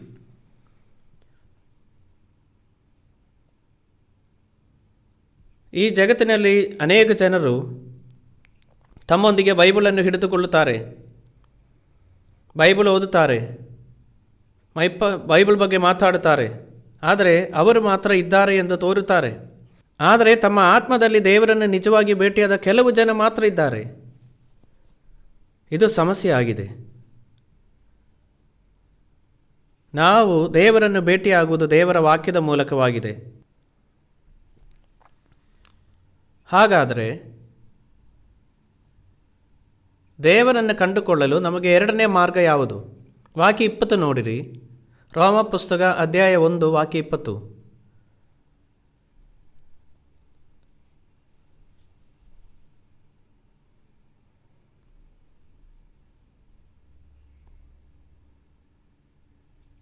ಇಪ್ಪತ್ತನೇ ವಾಕ್ಯ. ಹೇಗೆಂದರೆ ಕಣ್ಣಿಗೆ ಕಾಣದಿರುವ ಆತನ ಗುಣಲಕ್ಷಣಗಳು, ಅಂದರೆ ಆತನ ನಿತ್ಯ ಶಕ್ತಿಯು, ದೇವತ್ವವು ಜಗದುತ್ಪತ್ತಿಗೆ ಮೊದಲುಗೊಂಡು ಅವನು ಮಾಡಿದ ಸೃಷ್ಟಿಗಳ ಮೂಲಕ ಬುದ್ಧಿಗೆ ಗೊತ್ತಾಗಿ ಕಾಣಬರುತ್ತವೆ. ಹೀಗಿರುವುದರಿಂದ ಅವರು ಉತ್ತರವಿಲ್ಲದವರಾಗಿದ್ದಾರೆ. ಇಲ್ಲಿ ಏನು ಹೇಳ್ತದೆ ಎಂಬುದಾಗಿ ನೋಡಿರಿ. ಜಗತ್ತಿನ ಸೃಷ್ಟಿಯಾದಂದಿನಿಂದ ದೇವರು ಅಗೋಚರ ಗುಣಗಳು, ದೇವರ ಅದೃಶ್ಯ ಗುಣಗಳು ಯಾವುದು? ಇವು ದೇವರ ಶಾಶ್ವತ ಶಕ್ತಿ ಮತ್ತು ದೈವಿಕ ಸ್ವಭಾವವಾಗಿದೆ. ದೇವರ ಶಾಶ್ವತ ಶಕ್ತಿ ಮತ್ತು ದೈವಿಕ ಸ್ವಭಾವವು ಅದೃಶ್ಯವಾಗಿದೆ, ಆದರೆ ಅವರು ಮಾಡಿದ ವಸ್ತುಗಳ ಮೂಲಕ ಅವುಗಳನ್ನು ಕಾಣಬಹುದು. ಇದನ್ನೇ ಹೇಳುತ್ತಿರುವುದು. ಇದರ ಅರ್ಥವೇನು? ಇಲ್ಲಿ ಒಮ್ಮೆ ನೋಡಿರಿ. ಇಲ್ಲಿ ನಾವು ಚಿತ್ರವನ್ನು ಹೊಂದಿದ್ದೇವೆ. ಈ ಚಿತ್ರವನ್ನು ಯಾರೋ ಚಿತ್ರಿಸಿದ್ದಾರೆ. ಈ ಚಿತ್ರವನ್ನು ನೋಡುವ ಮೂಲಕ ನಾವು ಕಲಾವಿದೆ, ಅವರ ಆಸಕ್ತಿಗಳು, ಅದರ ಪಾತ್ರಗಳು ಮತ್ತು ಅದರ ಕಲಾ ಪ್ರತಿಭೆಗಳ ಬಗ್ಗೆ ಸ್ವಲ್ಪ ತಿಳಿದುಕೊಳ್ಳಬಹುದು. ನಾವು ಈ ಕಟ್ಟಡವನ್ನು ಪರಿಶೀಲಿಸಿದರೆ ವಾಸ್ತುಶಿಲ್ಪಿಯ ಆಸಕ್ತಿಗಳು ಮತ್ತು ಆಲೋಚನೆಗಳನ್ನು ನಮಗೆ ತಿಳಿಯಬಹುದು. ಅದೇ ರೀತಿಯಲ್ಲಿ ದೇವರು ಸ್ವರ್ಗ ಮತ್ತು ಭೂಮಿಯ ಮೇಲಿನ ಎಲ್ಲವನ್ನು ಸೃಷ್ಟಿಸಿದರ ಕಾರಣ ಸೃಷ್ಟಿಯೊಳಗೆ ನಾವು ದೇವರ ಪಾತ್ರ, ಅವನ ದೈವಿಕ ಸ್ವಭಾವ, ಅವನ ಶಕ್ತಿ ಮತ್ತು ಅವನ ಸಾಮ್ಯ ರೂಪವಾದ ಸ್ವಭಾವವನ್ನು ನಾವು ನೋಡಬಹುದು. ಸೃಷ್ಟಿಯೆಲ್ಲ ದೇವರ ಮೇರುಕೃತ್ಯವಾಗಿದೆ. ಆದ್ದರಿಂದ ಈ ವಿಷಯದ ಬಗ್ಗೆ ಸ್ವಲ್ಪ ಯೋಚಿಸೋಣ. ನಾವು ಇಬ್ರಿಯ ಪುಸ್ತಕಕ್ಕೆ 11ಗೆ ತಿರುಗೋಣ.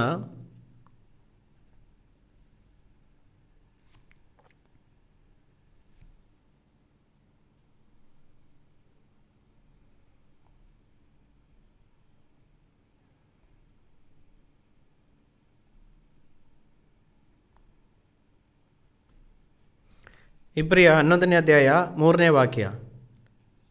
ಇಬ್ರಿಯ 11 3ನೇ ವಾಕ್ಯ.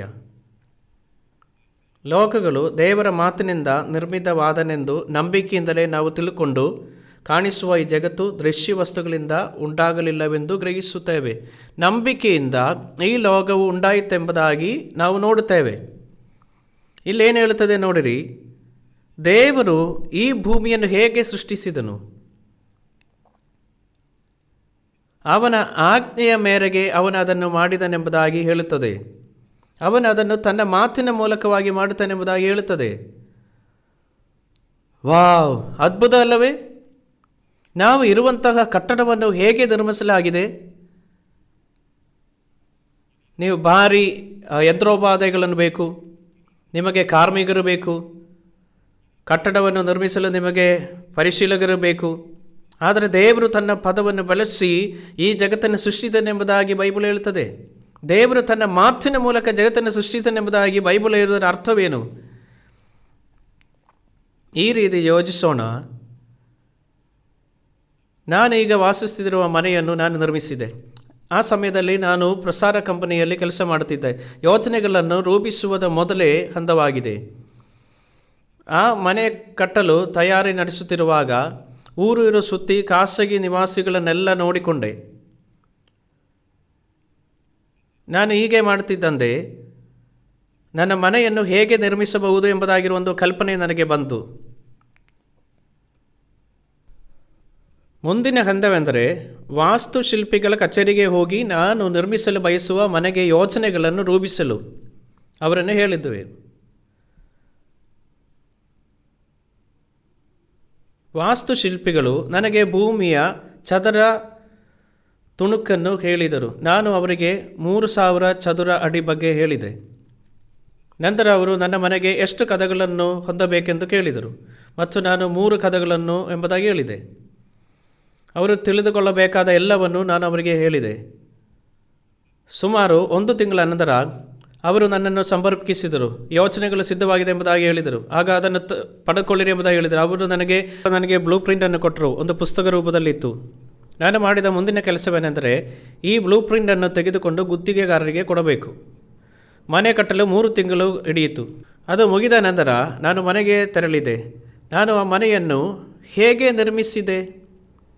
ನಾನು ಅದನ್ನು ನನ್ನ ಮಾತುಗಳಿಂದ ನಿರ್ಮಿಸಿದೆ. ವಾಸ್ತುಶಿಲ್ಪಿ ನನಗೆ ಪ್ರಶ್ನೆಗಳನ್ನು ಕೇಳಿದರು ಮತ್ತು ನಾನು ಅವರಿಗೆ ಉತ್ತರವನ್ನು ಹೇಳಿದೆ. ನನ್ನ ಮಾತುಗಳು ಮನೆ ಕಟ್ಟಲು ಬಳಸುವ ಯೋಚನೆಗಳಾಗಿದ್ದವು. ಬ್ಲೂ ಪ್ರಿಂಟ್ಸು ನನ್ನ ಮನೆ ನಿರ್ಮಿಸುವ ತತ್ವಗಳಾಗಿತ್ತು. ಅವು ಮನೆಯನ್ನು ನಿಯಂತ್ರಿಸುವ ಕಾನೂನುಗಳಾಗಿತ್ತು. ದೇವರು ತನ್ನ ಮಾತಿನ ಮೂಲಕ ಜಗತ್ತನ್ನು ಸೃಷ್ಟಿಸಿದನೆಂಬುದಾಗಿ ಬೈಬಲ್ ಹೇಳುವಾಗ ಇದೇ ಅದರ ಅರ್ಥ. ಈ ಜಗತ್ತಿನಲ್ಲಿ ಪ್ರಕೃತಿಯ ನಿಯಮಗಳೆಲ್ಲವೂ ದೇವರ ವಾಕ್ಯವಾಗಿದೆ. ಪ್ರಕೃತಿಯ ನಿಯಮಗಳು ದೇವರ ವಾಕ್ಯವಾಗಿದೆ. ನನ್ನ ಮಾತುಗಳು ನನ್ನ ಮನೆಯನ್ನು ನಿರ್ಮಿಸಿದ ಕಾನೂನುಗಳಾಗಿದೆ. ಪ್ರವೇಶ ದ್ವಾರ ಹೇಗಿರಬೇಕು, ಬಾಗಿಲುಗಳು ಹೇಗಿರಬೇಕು, ಕೋಣೆಗಳು ಎಷ್ಟಿರಬೇಕು, ನನ್ನ ಮಾತುಗಳು ಆ ಮನೆಯ ನಿಯಮಗಳಾಗಿತ್ತು. ದೇವರು ತನ್ನ ವಾಕ್ಯದಿಂದ ಈ ಜಗತ್ತನ್ನು ಸೃಷ್ಟಿಸಿದನು. ಬೇರೆ ರೀತಿಯಲ್ಲಿ ಹೇಳುವುದಾದರೆ ದೇವರ ವಾಕ್ಯವು ಸಂಪೂರ್ಣ ನೈಸರ್ಗಿಕ ಪ್ರಪಂಚವನ್ನು ನಿಯಂತ್ರಿಸುವ ಕಾನೂನುಗಳಾಗಿದೆ. ಆ ತರ್ಕದಲ್ಲಿ ಏನಾದರೂ ಸಮಸ್ಯೆ ಇದೆಯೇ? ದೇವರ ವಾಕ್ಯದಲ್ಲಿ 2 ವಿಧದ ಕಾನೂನುಗಳಿದೆ.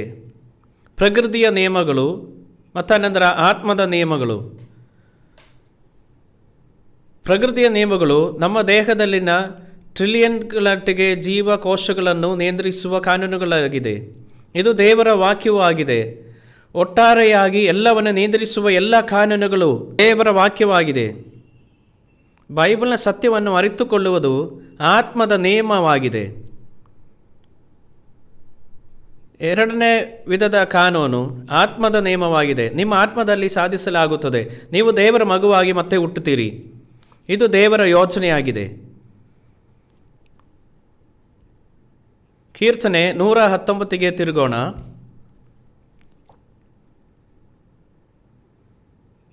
ಇದು ಹಳೆಯ ಒಡಂಬಡಿಕೆಯಲ್ಲಿ ಆಗಿದೆ. 119ನೇ ಕೀರ್ತನೆ.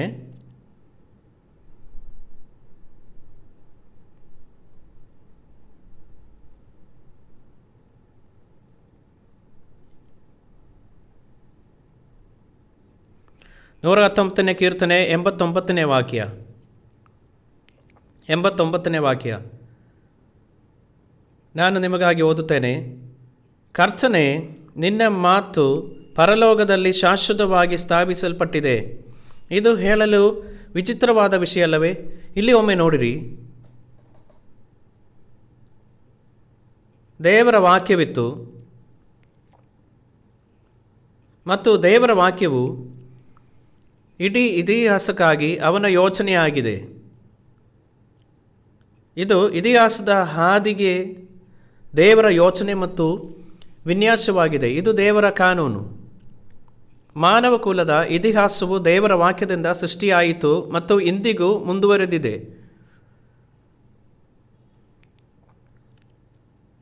ಆದ್ದರಿಂದ ಮೊದಲು ಅವನ ಯೋಚನೆ ಮತ್ತು ಅವನ ವಿನ್ಯಾಸಗಳನ್ನು ಒಳಗೊಂಡಿರುವ ದೇವರ ವಾಕ್ಯವಿತ್ತು.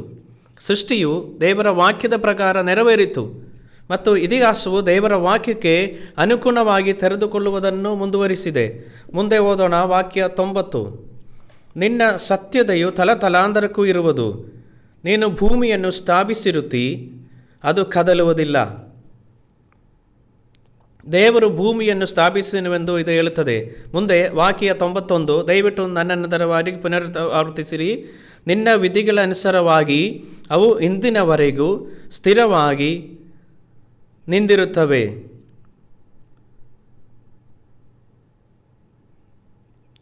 ಇಲ್ಲಿ ಏನು ಹೇಳ್ತದೆ ಎಂಬುದಾಗಿ ನೋಡಿರಿ. ಎಲ್ಲ ಕಾನೂನುಗಳು ಇಲ್ಲಿ ಕಾನೂನುಗಳೆಂದು ಹೇಳುತ್ತದೆ.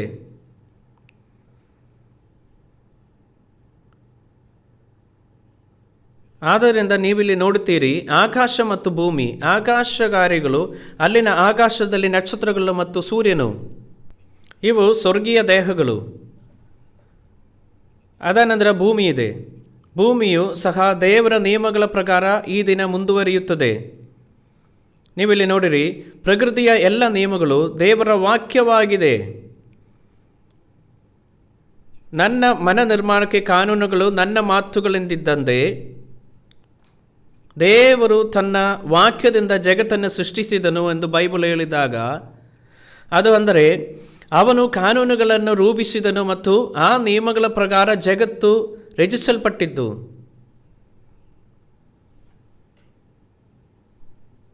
ಕೀರ್ತನೆ 147ಗೆ ತಿರುಗೋಣ.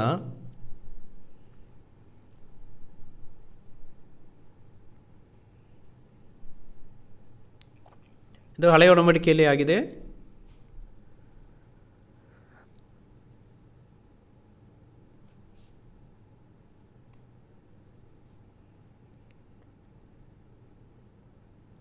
ಕೀರ್ತನೆ 147 15ನೇ ವಾಕ್ಯ.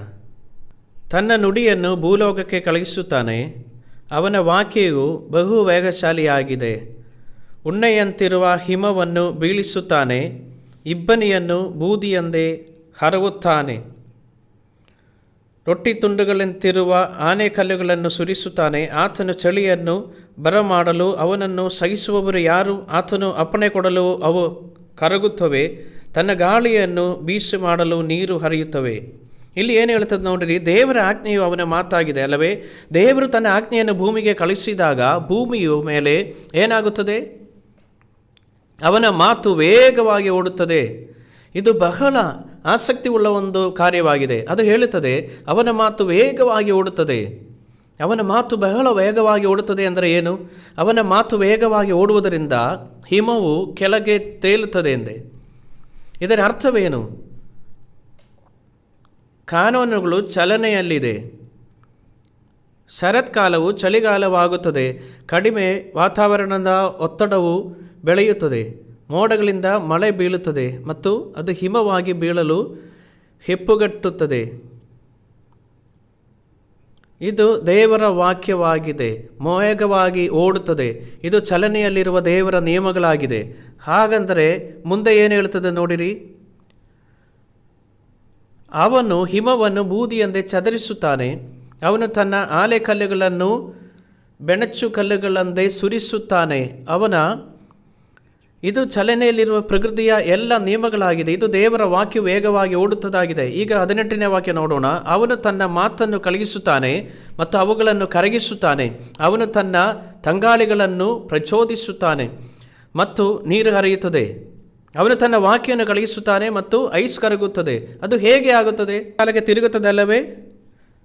ಭೂಮಿಯು ಸೂರ್ಯನ ಸುತ್ತುತ್ತಿರುವಾಗ ಇದು ಸಂಭವಿಸುತ್ತದೆ.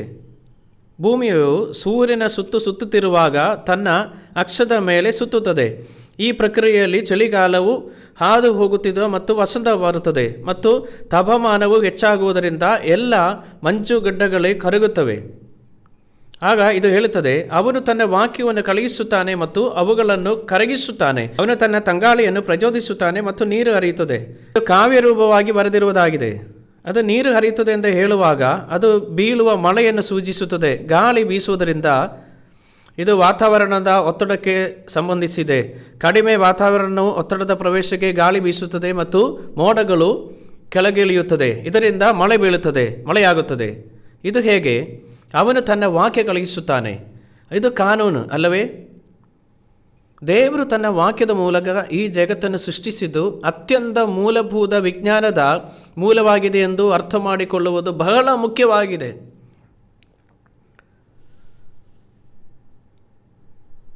ದೇವರು ಎಲ್ಲ ವಿಜ್ಞಾನದ ಮೂಲ ಕಾರಣವಾಗಿದ್ದಾರೆ.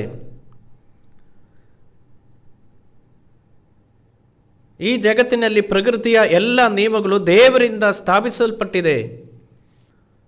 ಅವು ದೇವರ ವಾಕ್ಯವಾಗಿದೆ.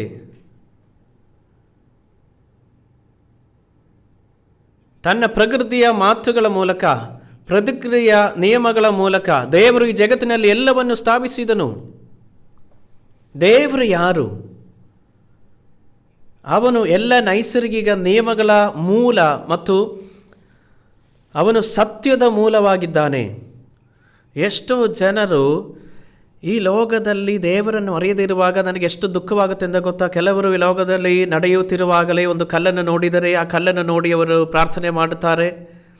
ಆಗ ಕೆಲವು ಹಳ್ಳಿಗಳಲ್ಲಿ ಅವರು ಹೋಗುವಾಗ ಕೂಡ ದೊಡ್ಡ ಮರಗಳನ್ನು ನೋಡಿಬಿಟ್ಟು ಅವರು ಆಡುತ್ತಾರೆ. ಅವರು ಹುಲ್ಲುಗಳನ್ನು ತೆಗೆದು ದೇವರ ಮುಂದೆ ಇಡುತ್ತಾರೆ. ಇದೆಲ್ಲ ದೇವರೆಂಬುದಾಗಿ ಅವರಿಗೆ ಗೊತ್ತಿಲ್ಲ. ಈ ಜಗತ್ತನ್ನು ತನ್ನ ಮಾತಿನಿಂದ, ಪ್ರಕೃತಿಯ ನಿಯಮಗಳಿಂದ ಸೃಷ್ಟಿಸಿದವನು ದೇವರಾಗಿದ್ದಾನೆ.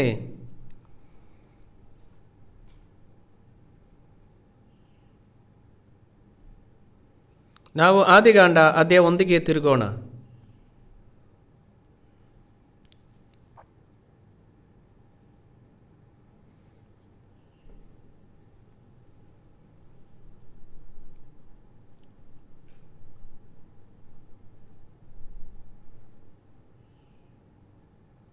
ಆದಿಕಾಂಡ ಅಧ್ಯಾಯ 1 ವಾಕ್ಯ 1 ನಾನು ಓದುತ್ತೇನೆ.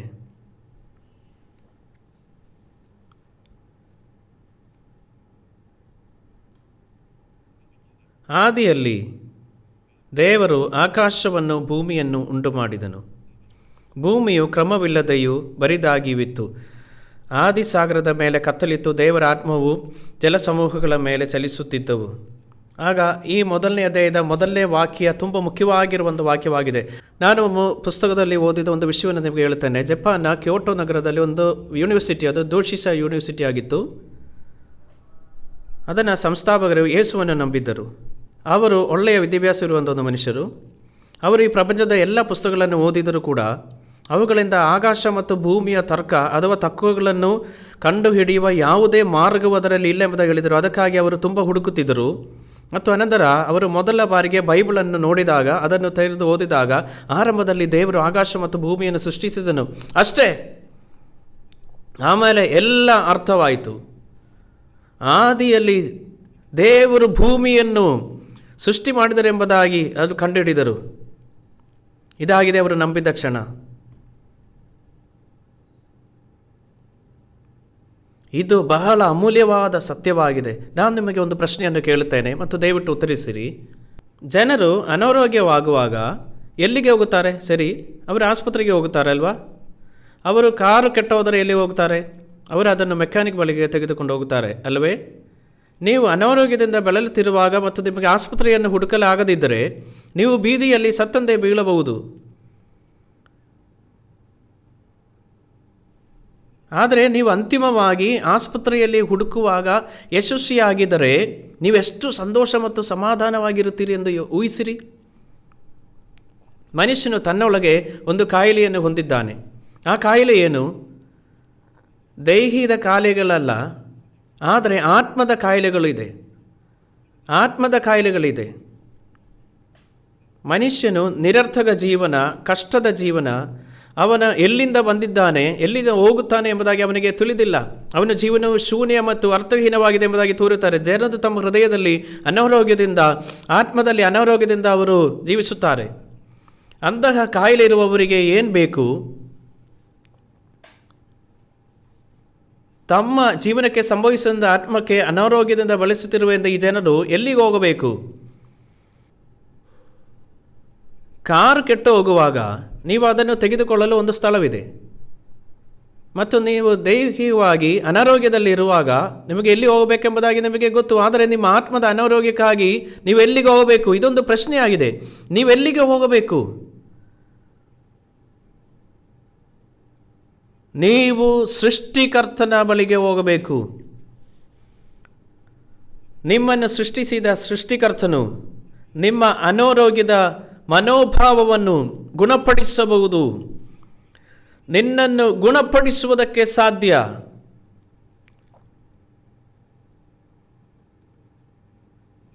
ಒಬ್ಬ ವ್ಯಕ್ತಿಯು ಮರಣಾಂತಿಕವಾಗಿ ಅನಾರೋಗ್ಯದಿಂದ ಬಳಲುತ್ತಿದ್ದರೆ ಮತ್ತು ಸಾವಿನ ಅಂಚಿನಲ್ಲಿ ಇದ್ದರೆ ವೈದ್ಯನು ಅವನನ್ನು ಗುಣಪಡಿಸಲು ಪ್ರಯತ್ನಿಸಬಹುದು. ಆದರೆ ವೈದ್ಯರು ಈಗಾಗಲೇ ಅವನು ಸತ್ತೋದನೆಂಬುದಾಗಿ ಹೇಳಿದರೆ ಕಾರಣ ವಿಷಯದಲ್ಲಿ ಅಲ್ಲಿ ಸಂಪೂರ್ಣವಾಗಿ ದುರಸ್ಥಿತಿಯಾಗಿದೆ, ಅದನ್ನು ತಯಾರು ಮಾಡುವುದಕ್ಕಾಗಿ ಆಗುವುದಿಲ್ಲ ಎಂಬುದಾಗಿ ಹೇಳುತ್ತಾರೆ. ಆದರೆ ದೇವರು ಮನುಷ್ಯನನ್ನು ಸೃಷ್ಟಿಸಿದ ಕಾರಣ ಅವನು ಮನುಷ್ಯನ ಆತ್ಮದಲ್ಲಿನ ರೋಗವನ್ನು ಸಂಪೂರ್ಣವಾಗಿ ಗುಣಪಡಿಸಲು ಶಕ್ತನಾಗಿದ್ದಾನೆ. ಮತ್ತು ಅವನು ಇದನ್ನು ಮಾಡುತ್ತಾನೆ. ನನ್ನ ಆತ್ಮವು ವಾಸಿಯಾಗಿದೆ, ನನ್ನ ಆತ್ಮ ವಾಸಿಯಾಗಿದೆ. ಒಬ್ಬ ವ್ಯಕ್ತಿಯು ಆತ್ಮದ ಕಾಯಿಲೆಯಿಂದ ಬಳಲುತ್ತಿರುವಾಗ ಮತ್ತು ವಾಸಿಯಾಗಲು ಎಲ್ಲಿಗೆ ಹೋಗಬೇಕೆಂದು ತಿಳಿದೇ ಇರುವಾಗ ಅವನು ಬೈಬಲ್ ತಿರುಗಿ ಅದನ್ನು ಓದಬೇಕಷ್ಟೇ. ಅವನು ಹೇಳಬಹುದು, ಅದು ಸರಿಯಾಗಿದೆ, ನನ್ನನ್ನು ಸೃಷ್ಟಿಸಿದ ಒಂದು ಸೃಷ್ಟಿಕರ್ತನಿದ್ದಾನೆ ಮತ್ತು ಅವನು ನನಗೆ ನನ್ನ ಸಮಸ್ಯೆಯನ್ನು ಪರಿಹರಿಸಬಹುದು. ಇದು ತುಂಬ ಒಳ್ಳೆಯ ಒಂದು ಸುದ್ದಿಯಾಗಿದೆ. ನಿಮಗೆ ಹಾಗೆ ಅನಿಸುವುದಿಲ್ಲವೇ? ಈಗ ವಾಕ್ಯ 2 ನೋಡಿರಿ. ಭೂಮಿಯು ಕ್ರಮವಿಲ್ಲದೆಯೂ ಬರಿದಾಗಿವಿತ್ತು, ಆದಿಸಾಗರದ ಮೇಲೆ ಕತ್ತಲಿತ್ತು, ದೇವರ ಆತ್ಮವು ಜಲಸಮೂಹಗಳ ಮೇಲೆ ಚಲಿಸುತ್ತಿತ್ತು. ಮುಂದೆ ಆದಿಯಲ್ಲಿ ದೇವರು ಆಕಾಶವನ್ನು ಭೂಮಿಯನ್ನು ಉಂಟು ಮಾಡಿದನು ಎಂಬುದಾಗಿ ಹೇಳುವಾಗ ಆಗ 2ನೇ ವಾಕ್ಯದಲ್ಲಿ ಹೇಳ್ತಾ ಇದೆ, ಭೂಮಿಯು ಕ್ರಮವಿಲ್ಲದೆಯೂ ಬರಿದಾಗಿವಿತ್ತು, ಆದಿಸಾಗರದ ಮೇಲೆ ಕತ್ತಲಿತ್ತು, ದೇವರ ಆತ್ಮವು ಜಲಸಮೂಹಗಳ ಮೇಲೆ ಚಲಿಸುತ್ತಿತ್ತು. ಭೂಮಿಯ ಮೇಲಿನ ಎಲ್ಲ ಅರ್ಥವೇನು? ಈ ವಿಷಯವನ್ನು ನೋಡೋಣ. ಈಗ ಇದನ್ನು ನೋಡಿ. ಬಾಹ್ಯಾಕಾಶದಲ್ಲಿ ಹೈಡ್ರೋಜನ್ ವಿಲೀನಗೊಂಡು ದ್ರವ್ಯರಾಶಿಯನ್ನು ರೂಪಿಸುತ್ತದೆ. ಈಗ ಕೂಡ ಬಾಹ್ಯಾಕಾಶದಲ್ಲಿ ದೂರದಲ್ಲಿರುವ ನಕ್ಷತ್ರಗಳು ಈ ರೀತಿಯಲ್ಲಿ ರೂಪುಗೊಳ್ಳುತ್ತದೆ ಮತ್ತು ಖಗೋಳಶಾಸ್ತ್ರಜ್ಞರು ಇದನ್ನು ಗಮನಿಸುತ್ತಿದ್ದಾರೆ. ಈಗ ಈ ಲೇಖನವನ್ನು ನೋಡೋಣ. ನಕ್ಷತ್ರದ ಜನನ ಹೇಗಾಯಿತು ಎಂದು ನೋಡೋಣ. ನಕ್ಷತ್ರದ ಜನನ ಹೇಗೆ? ನಾನೊಮ್ಮೆ ಸ್ಯಾಕ್ರಮೆಂಟೊ ನಗರಕ್ಕೆ ಹೋಗಿದ್ದೆ. ಇದು ಕ್ಯಾಲಿಫೋರ್ನಿಯಾ ರಾಜ್ಯದ ರಾಜಧಾನಿ ಆಗಿದೆ. ನಾನು ನಮ್ಮಂತೆಯೇ ಅದೇ ನಂಬಿಕೆಯನ್ನು ಹಂಚಿಕೊಳ್ಳಿರುವ ವ್ಯಕ್ತಿಯನ್ನು ಭೇಟಿ ಮಾಡಿದ್ದೆ ಮತ್ತು ಅವನು ಅಲ್ಲಿ ಸಿಟಿ ಹಾಲ್ನಲ್ಲಿ ಕೆಲಸ ಮಾಡುತ್ತಿದ್ದರು. ನಾನು ಅಲ್ಲಿದ್ದಾಗ ಅವರು ಈ ಪತ್ರವನ್ನು ನನಗೆ ಕೊಟ್ಟರು. ಇದು ಬಹಳ ಉಪಯುಕ್ತವಾದ ಲೇಖನವಾಗಿ ಕಂಡುಕೊಂಡೆ. ಈಗಂತೂ ನಕ್ಷತ್ರಗಳು ರೂಪುಗೊಳ್ಳುತ್ತಿದೆ. ಅನಿಲವು ಮೊದಲು ಒಟ್ಟಿಗೆ ವಿಲೀನಗೊಂಡಾಗ ಅವು ರೂಪುಗೊಳ್ಳುತ್ತದೆ. ಕಳೆದ ವರ್ಷ ನಾನು ಸ್ಯಾನ್ ಫ್ರಾನ್ಸಿಸ್ಕೋಗೆ ಹೋಗಿದ್ದೆ. ಅಲ್ಲಿ ಗೋಲ್ಡನ್ ಗೇಟ್ ಸಮೀಪವಾಗಿ ಒಂದು ಉದ್ಯಾನವಿದೆ ಮತ್ತು ಆ ಜಾಗದಲ್ಲಿ ಅಲ್ಲಿ ಅವರು ಒಂದು ಮೂವಿ ಥಿಯೇಟರ್ ಇತ್ತು.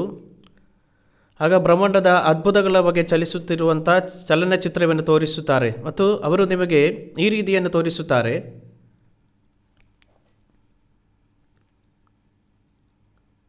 ನಕ್ಷತ್ರಗಳ ಮೂಲತಃ ಹೇಗೆ ರೂಪುಗೊಂಡವು?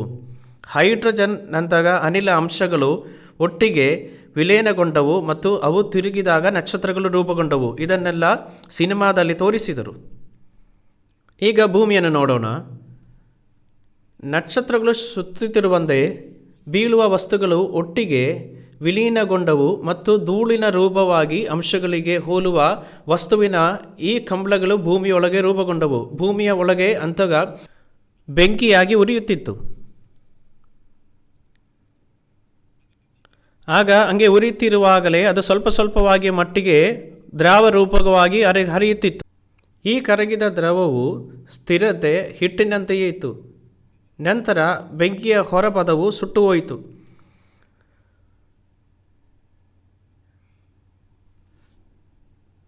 ಅದು ಸ್ವತಃ ಹುಟ್ಟೋಯಿತು. ಆದರೆ ಆಂತರಿಕ ಒತ್ತಡವು ಶಾಖವು ಕೋರ್ನಲ್ ಮುಂದುವರಿಯುತ್ತದೆ ಅಂತ ಅರ್ಥ. ಈ ಕಾರಣಕ್ಕಾಗಿಯೇ ಭೂಮಿಯು ಇನ್ನೂ ಆಳವಾಗಿ ಮಧ್ಯದಲ್ಲಿ ಉರಿಯುತ್ತಿದೆ. ಅಷ್ಟೊಂದು ಭೂಕಂಪಗಳು ಯಾಕೆ ಸಂಭವಿಸುತ್ತದೆ ಎಂಬುದಾಗಿ ನಿಮಗೆ ಗೊತ್ತಾ? ಅದು ಶಾಖಕ್ಕೆ ಸಂಭವಿಸಿದೆ. ಈ ಶಾಖವು ಮಹತ್ವವಾಗಿ ಶಕ್ತಿಯುತವಾಗಿದೆ ಮತ್ತು ಪರಿಣಾಮವಾಗಿ ಇದು ಭೂಖಂಡದ ಮೂಲಗಳ ಮೇಲೆ ಪರಿಣಾಮ ಬೀಸುತ್ತದೆ. ಆದ್ದರಿಂದ ಈ ಒಂದು ಶಾಖೆ ತುಂಬ ದೊಡ್ಡದಾಗಿದೆ. ಇದು ಮೇಲ್ಮೈ ಕೈಗೆ ತನ್ನ ಹಾದಿಯಲ್ಲಿರುವ ಎಲ್ಲವನ್ನು ಕರಗಿಸುತ್ತದೆ. ಲಾವಾ ಗುಳ್ಳೆಗಳು ಮತ್ತು ಮೇಲ್ಮೈ ಕೆಳಗಿನ ಬಂಡೆಯನ್ನು ಕರಗಿಸುತ್ತದೆ. ಇದು ಕ್ರಮೇಣ ಬಂಡೆಯನ್ನು ಕರಗಿಸುತ್ತದೆ ಮತ್ತು ಮೇಲ್ಗೈ ನೀಡಿಸುತ್ತದೆ. ಪ್ರತಿ ವರ್ಷ ಭೂಕಂಪದಲ್ಲಿ ಸಾಯುವವರು ಅನೇಕರು ಮತ್ತು ವರ್ಷಗಳು ಕಳೆದಂತೆ ಹೆಚ್ಚು ಭೂಕಂಪಗಳು ಇವೆ. ಅದು ಯಾಕೆ? ಇದರ ಅರ್ಥ ಭೂಮಿಯು ತನ್ನ ಜೀವನದ ಕೊನೆಯ ಹಂತಕ್ಕೆ ಬರುತ್ತಿದೆ. ಆದ್ದರಿಂದ ನಾವು ಇಲ್ಲಿ ಹಿಂದಿರುಗಿ ನೋಡಿದರೆ ಭೂಮಿಯೊಳಗಿನ ಅತಿ ಹೆಚ್ಚಿನ ತಾಪಮಾನಗಳು ಇದೆಲ್ಲವೂ ದ್ರವವಾಗಿದ್ದು ಅಲ್ಟ್ರಾ ಹೈ ತಾಪಮಾನದಿಂದಾಗಿ ಎಲ್ಲವೂ ಗುಳ್ಳೆಯಾಗಿ ಉಕ್ಕುತ್ತಿರುತ್ತೆ. ಇಲ್ಲೆಲ್ಲ ಉಕ್ಕುತ್ತಿರುತ್ತೆ, ಒಂದು ಸ್ಟೋವಿನ ಮಡಿಕೆಯಿಂದ ಉಕ್ಕುತ್ತಿರುವ ಹಾಗೆ.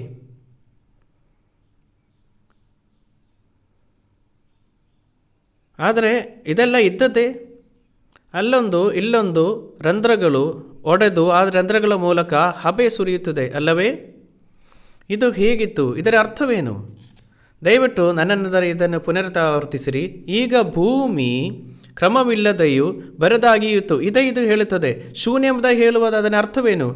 ಸಮಯದಲ್ಲಿ ಭೂಮಿಯ ಮೇಲೆ ಯಾವುದೇ ಜೀವಿಗಳು ಇರಲಿಲ್ಲವೆಂದು ಇದು ಹೇಳುತ್ತದೆ. ಆಳದ ಮೇಲೆ ಕತ್ತಲೆ ಇತ್ತು. ಇದು ಏನು ಹೇಳುತ್ತದೆ? ಕತ್ತಲೆ ಯಾಕೆ? ಸೂರ್ಯನು ಅಲ್ಲಿ ದೂರದಲ್ಲಿದ್ದನು. ಸಾಗರಗಳ ಅನೇಕ ನೀರು ಭೂಮಿಯ ಮೇಲ್ಮೈಯನ್ನು ಮೋಡದ ಪರವಾಗಿ ಆವರಿಸಿದೆ.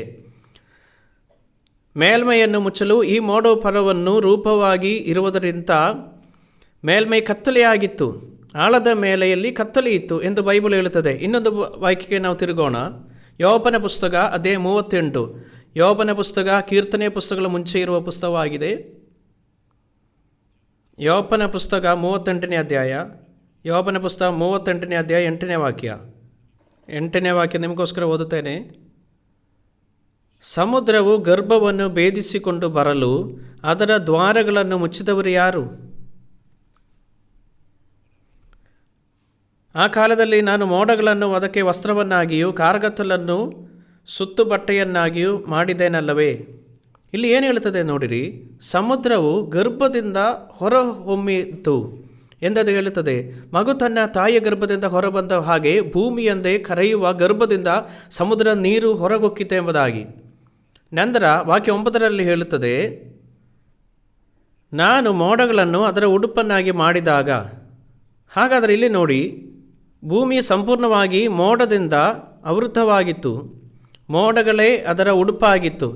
ಅದು ಮುಂದೆ ಏನು ಹೇಳ್ತದೆ ನೋಡಿದ್ರಿ, ಮತ್ತು ಅದನ್ನು ಕಟ್ಟವಾದ ಕತ್ತಲೆಯಲ್ಲಿ ಸುತ್ತಿ, ಅಥವಾ ಕೆಲವು ಭಾಷಾಂತರಗಳಲ್ಲಿ ಕಪ್ಪು ಕತ್ತಲೆ ಅದರ ಸ್ವಾನ್ಲಿ ಬ್ಯಾಂಡ್ ಆಗಿತ್ತು ಎಂಬುದಾಗಿ ಹೇಳುತ್ತೆ. ನವಜಾತ ಶಿಶುಗಳ ಸುತ್ತಲೂ ಸ್ವಾನ್ಲಿ ಬ್ಯಾಗ್ಗಳನ್ನು ಉಪಯೋಗಿಸಲಾಗಿತ್ತು. ನವಜಾತ ಶಿಶುವಿನ ಹಾಗೆ ಒಂದು ಸ್ವಾನ್ಲಿನ್ ಬ್ಯಾಗ್ ಹಾಗೆ ಅದು ಸುತ್ತುತ್ತಾ ಇತ್ತು. ಈಗ ಇದು ಭೂಮಿಯ ಬಗ್ಗೆ ಇದು ಮಾತಾಡ್ತಾ ಇದೆ. ಇದನ್ನು 3500 ವರ್ಷಗಳ ಹಿಂದೆ ಬರೆಯಲಾಗಿದೆ. ಇದೆಲ್ಲವೂ ಪ್ರಕೃತಿಯ ನಿಯಮಗಳಿಂದ ಬಂದಿದ್ದು. ಇದೆಲ್ಲವೂ ಕಾನೂನಿನ ಪ್ರಕಾರವೇ ನಡೆದಿದೆ. ಸ್ಪಷ್ಟವಾಗಿ ದೇವರು ಜಗತ್ತನ್ನು ಸೃಷ್ಟಿಸಿದ ಕಾರಣ ಸೃಷ್ಟಿಯ ನಿಯಮಗಳ ಪ್ರಕಾರ ಎಲ್ಲವನ್ನು ಸಾಧಿಸಲಾಗಿದೆ. ಆದಿಕಾಂಡ 1ನೇ ಅಧ್ಯಾಯಕ್ಕೆ ಹಿಂದಿರುಗಿ ಹೋಗೋಣ.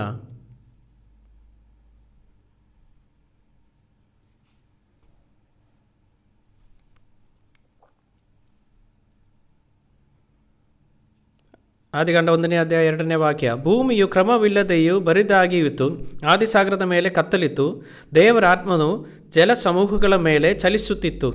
ಇಲ್ಲಿ ಏನು ಹೇಳ್ತದೆ ನೋಡಿರಿ. ದೇವರು ಸ್ವರ್ಗ ಮತ್ತು ಭೂಮಿಯನ್ನು ಕಾನೂನುಗಳಿಗೆ ಅನುಸಾರವಾಗಿ ಸೃಷ್ಟಿಸಿದ್ದಾನೆ ಎಂದು ಇದು ನಮಗೆ ಸ್ಪಷ್ಟವಾಗಿ ಹೇಳುತ್ತದೆ. ಆತನು ಈ ಭೂಮಿಯನ್ನು ರಚಿಸುವಾಗ ಅವರು ಸ್ಪಷ್ಟವಾದ ಯೋಜನೆ ಮತ್ತು ಉದ್ದೇಶವನ್ನು ಹೊಂದಿದ್ದರು. ಆ ಸಂದರ್ಭದಲ್ಲಿ ಆಕಾಶ ಮತ್ತು ಭೂಮಿಯನ್ನು ಸೃಷ್ಟಿಸುವುದರಲ್ಲಿ ದೇವರ ಉದ್ದೇಶವೇನು? ಈ ಭೂಮಿಯನ್ನು ಆಕಾಶವನ್ನು ಸೃಷ್ಟಿಸುವುದರಲ್ಲಿ ಈ ಬಗ್ಗೆ ಯೋಚಿಸೋಣ. ಸೃಷ್ಟಿಯಲ್ಲಿ ದೇವರ ಉದ್ದೇಶವೇನಿತ್ತು? ಆದಿಕಾಂಡ 1:27ನೇ ವಾಕ್ಯವನ್ನು ನೋಡೋಣ. ಆದಿಕಾಂಡ 1ನೇ ಅಧ್ಯಾಯ ಅದನ್ನು 27ನೇ ವಾಕ್ಯ. 27ನೇ ವಾಕ್ಯ. ಹೀಗೆ ದೇವರು ಮನುಷ್ಯನನ್ನು ತನ್ನ ಸ್ವರೂಪದಲ್ಲಿ ಉಂಟು ಮಾಡಿದನು, ದೇವ ಸ್ವರೂಪದಲ್ಲಿ ಅವನನ್ನು ಉಂಟು ಮಾಡಿದನು, ಅವರನ್ನು ಗಂಡು ಹೆಣ್ಣಾಗಿ ನಿರ್ಮಿಸಿದನು. ಆದ್ದರಿಂದ ದೇವರು ತನ್ನ ಸ್ವಂತ ರೂಪದಲ್ಲಿ ಮಾನವ ಕುಲವನ್ನು ಸೃಷ್ಟಿಸಿದನು. ದೇವರು ತನ್ನನ್ನು ಸೃಷ್ಟಿ ಮಾಡಿದನೆಂಬುದಾಗಿ ಹೇಳುತ್ತಾ ಇದ್ದಾರೆ. ಗಂಡು ಹೆಣ್ಣಾಗಿ ಅವನನ್ನು ಸೃಷ್ಟಿ ಮಾಡಿದನೆಂಬುದಾಗಿ ಹೇಳುವಾಗ ಅದರ ಅರ್ಥವೇನು? ಅವನನ್ನು ತನ್ನ ಸ್ವರೂಪದಲ್ಲಿ ಮಾಡಿದನೆಂಬುದಾಗಿ ಹೇಳಿದರೆ ದೇವರ ಆತ್ಮವನ್ನು ಸೃಷ್ಟಿಸಿದನು. ಯಾಕೆ ದೇವರು ಗಂಡು ಹೆಣ್ಣಾಗಿ ಸೃಷ್ಟಿಸಿದನು? ಸಂತೋಷ ಎಂದರೆ ಏನೆಂದು ನಿಮಗೆ ತಿಳಿದಿದೆ? ಸಂತೋಷವೆಂದರೆ ಪ್ರೀತಿ. ಸಂಪತ್ತು ಅವರಿಗೆ ಸಂತೋಷವನ್ನು ತರುತ್ತದೆ, ಅಥವಾ ಶಿಕ್ಷಣೆಯನ್ನು ಅವರಿಗೆ ಸಂತೋಷವನ್ನು ತರುತ್ತದೆ, ಅಥವಾ ಸಮಾಜದಲ್ಲಿ ಉನ್ನತ ಸ್ಥಾನ ಅವರಿಗೆ ಸಮಾಧಾನವನ್ನು ತರುತ್ತದೆ ಎಂಬುದಾಗಿ ಜನರು ಯೋಚನೆ ಮಾಡ್ತಾರೆ. ಆದರೆ ಪ್ರೀತಿ ಇಲ್ಲದಿದ್ದರೆ ಸಂತೋಷವಿಲ್ಲ. ಪ್ರೀತಿಯೊಳಗೆ ಸಂತೋಷವನ್ನು ಕಂಡುಕೊಳ್ಳಬೇಕು. ಒಂದು ವೇಳೆ ಒಬ್ಬ ಯುವಕ ಮತ್ತು ಯುವತಿ ಡೇಟಿಂಗನ್ನು ಪ್ರಾರಂಭಿಸುತ್ತಾರೆ ಮತ್ತು ಪ್ರೀತಿಯಲ್ಲಿ ಬೀಳುತ್ತಾರೆ ಅಂತ ಭಾವಿಸೋಣ. ಆದರೆ ಅನಂತರ ಅವರಲ್ಲಿ ಒಬ್ಬರು ಅಥವಾ ಇನ್ನೊಬ್ಬರು ವಿಶ್ವಾಸದ್ರೋಹಿ ಆದರೆ, ಆದರೆ ಅವರ ತಂದೆ ತಾಯಿಗಳು ಒಪ್ಪದಿದ್ದರೆ ಅವರು ಮದುವೆ ಮಾಡಲು ಸಾಧ್ಯವಿಲ್ಲ. ನಂತರ ಅವರು ತಮ್ಮ ಜೀವನವನ್ನು ಕೊನೆಗೊಳ್ಳಲು ಬಯಸುತ್ತಾರೆ. ಇದು ಸಂಭವಿಸುತ್ತದೆ. ಅದು ಯಾಕೆ? ಪ್ರೀತಿ ವಿಫಲವಾದಾಗ ಅವರು ಇನ್ನು ಮುಂದೆ ಬದುಕಲು ಯಾವುದೇ ಕಾರಣವನ್ನು ಕಾಣುವುದಿಲ್ಲ. ಪ್ರೀತಿ ಎಂದರೆ ಸಂತೋಷವಾಗಿದೆ. ಪ್ರೀತಿ ಸಂತೋಷವಾಗಿದೆ.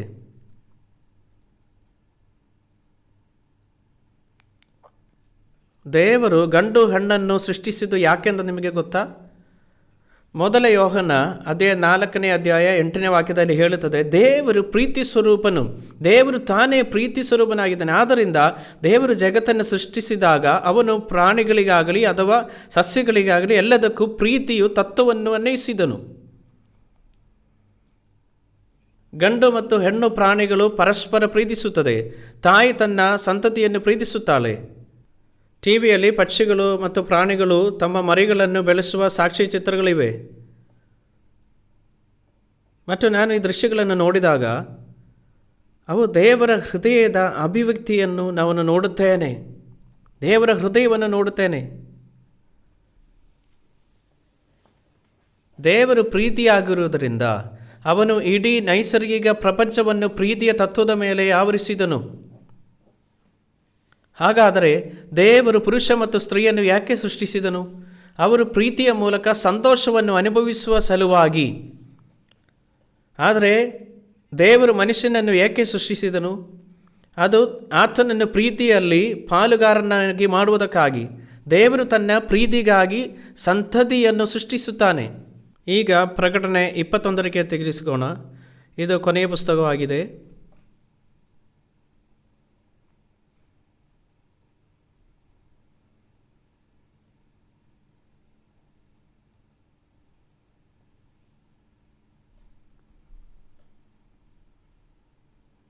ಪ್ರಕಟಣೆ 21 ಅದರ ವಾಕ್ಯ 1.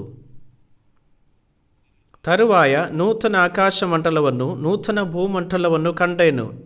ಮೊದಲಿದ್ದ ಆಕಾಶಮಂಡಲವು ಮೊದಲಿದ್ದ ಭೂಮಂಡಲವು ಇಲ್ಲದೆ ಹೋದವು, ಇನ್ನು ಸಮುದ್ರವೂ ಇಲ್ಲ. ಇದಲ್ಲದೆ ಪರಿಶುದ್ಧ ಪಟ್ಟಣವಾದ ಹೊಸ ಯೆರೂಸಲೇಮು ಪರಲೋಕದಿಂದ ದೇವರ ಬಳಿಯಿಂದ ಇಳಿದು ಬರುವುದನ್ನು ಕಂಡೆನು. ಅದು ತನ್ನ ಗಂಡನಿಗೋಸ್ಕರ ಅಲಂಕೃತವಾದ ಮೊದಲಿಂಗತ್ತಿಯಂದೇ ಶೃಂಗರಿಸಲ್ಪಟ್ಟಿತ್ತು. ಇಲ್ಲಿ ಏನು ಹೇಳುತ್ತಿದ್ದಾರೆ ನೋಡಿರಿ. ನಾನು ಏನು ಹೇಳುತ್ತೇನೆ ಎಂಬುದಾಗಿ ವಿವರಿಸುತ್ತೇನೆ. ಈ ಅಲ್ಪಾದಿಯ ಅವಧಿಯು ವರ್ತಮಾನವಾಗಿದೆ ಮತ್ತು ಶಾಶ್ವತ ಭೂತಕಾಲ ಮತ್ತು ಶಾಶ್ವತ ಭವಿಷ್ಯದೂ ಇದೆ. ಇವೆರಡು ನಿತ್ಯತೆ. ಇದು ಮನುಕುಲದ ಪ್ರಸ್ತುತ ಇತಿಹಾಸ. ದೇವರು ಶಾಶ್ವತವಾದ ಭೂತಕಾಲದಲ್ಲಿ ಅಸ್ತಿತ್ವದಲ್ಲಿದ್ದದಂತೆ ಶಾಶ್ವತವಾದ ಭವಿಷ್ಯತ್ ಕಾಲದಲ್ಲಿ ಪ್ರೀತಿಯ ಜಗತ್ತು, ಶಾಶ್ವತ ಆದರ್ಶ ಜಗತ್ತು, ಶಾಶ್ವತ ಸ್ವರ್ಗವನ್ನು. ಮನುಕುಲದ ಇತಿಹಾಸದ ಈ ಪ್ರಸ್ತುತ ಸಮಯ ಯಾವುದು? ಇದು ಶಾಶ್ವತ ಜಗತ್ತನ್ನು ಸೃಷ್ಟಿಸುವ ಪ್ರಕ್ರಿಯೆ.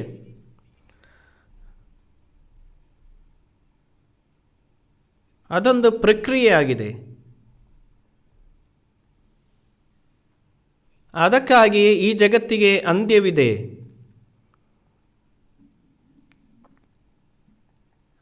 ಈ ಪ್ರಸ್ತುತ ಪ್ರಪಂಚವು ಕೇವಲ ತಾತ್ಕಾಲಿಕವಾಗಿದೆ.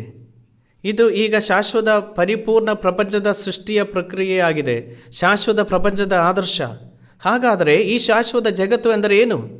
ಈ ಇತಿಹಾಸದ ಹಾದಿಯಲ್ಲಿ ದೇವರ ಪ್ರೀತಿಯನ್ನು ಕಂಡುಕೊಂಡವರು ಶಾಶ್ವತ ಜಗತ್ತಿಗೆ ಹೋಗಲು ಸಾಧ್ಯವಾಗುತ್ತದೆ.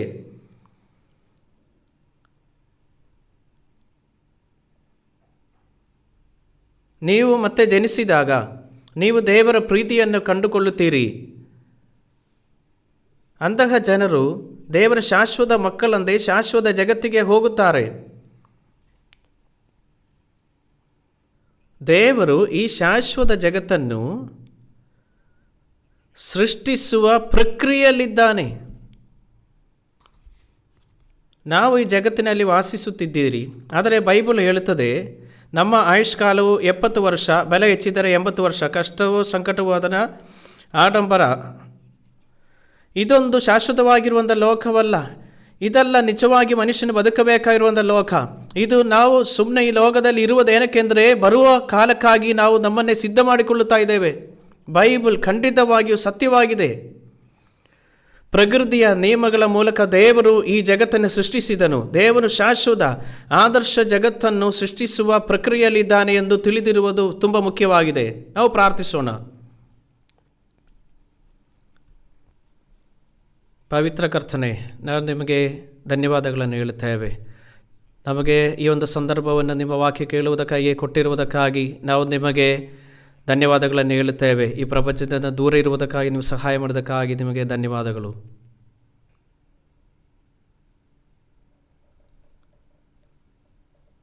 ಈಗ ನಿಮ್ಮ ಮುಂದೆ ತಲೆಬಾಗಿರುವವರನ್ನು ನೀವು ಆಶೀರ್ವದಿಸಬೇಕೆಂದು ನಾವು ಪ್ರಾರ್ಥಿಸುತ್ತೇವೆ. ಇದರಿಂದ ಅವರು ಆ ಅವಕಾಶವನ್ನು ಕಳೆದುಕೊಳ್ಳಬಾರದು. ಬದಲಾಗಿ ಅವರು ನಿಮ್ಮ ಮಾತುಗಳನ್ನು ಎಚ್ಚರಿಕೆಯಿಂದ ಆಲಿಸಿ ನಿಮ್ಮ ಮಾತಿನಲ್ಲಿರುವ ಸತ್ಯವನ್ನು ಅರಿತುಕೊಳ್ಳಲು ಮತ್ತು ಬದುಕಲು ಸಾಧ್ಯವಾಗುತ್ತದೆ ಮತ್ತು ಹೊಸದಾಗಿ ಹುಟ್ಟಿರುವ ಅನುಭವದಿಂದ ಬದುಕಲು. ಈ ಬೈಬಲ್ ಅಧ್ಯಯನದ ಕೊನೆಯವರೆಗೂ ನೀವು ನಮಗೆ ಮಾರ್ಗದರ್ಶನ ನೀಡಬೇಕೆಂದು ನಾವು ಪ್ರಾರ್ಥಿಸುತ್ತೇವೆ. ನಾವು ತಂದೆಯಾದ ದೇವರ ಹೆಸರಿನಲ್ಲಿ ಪ್ರಾರ್ಥಿಸುತ್ತೇವೆ. ಆಮೇನ್.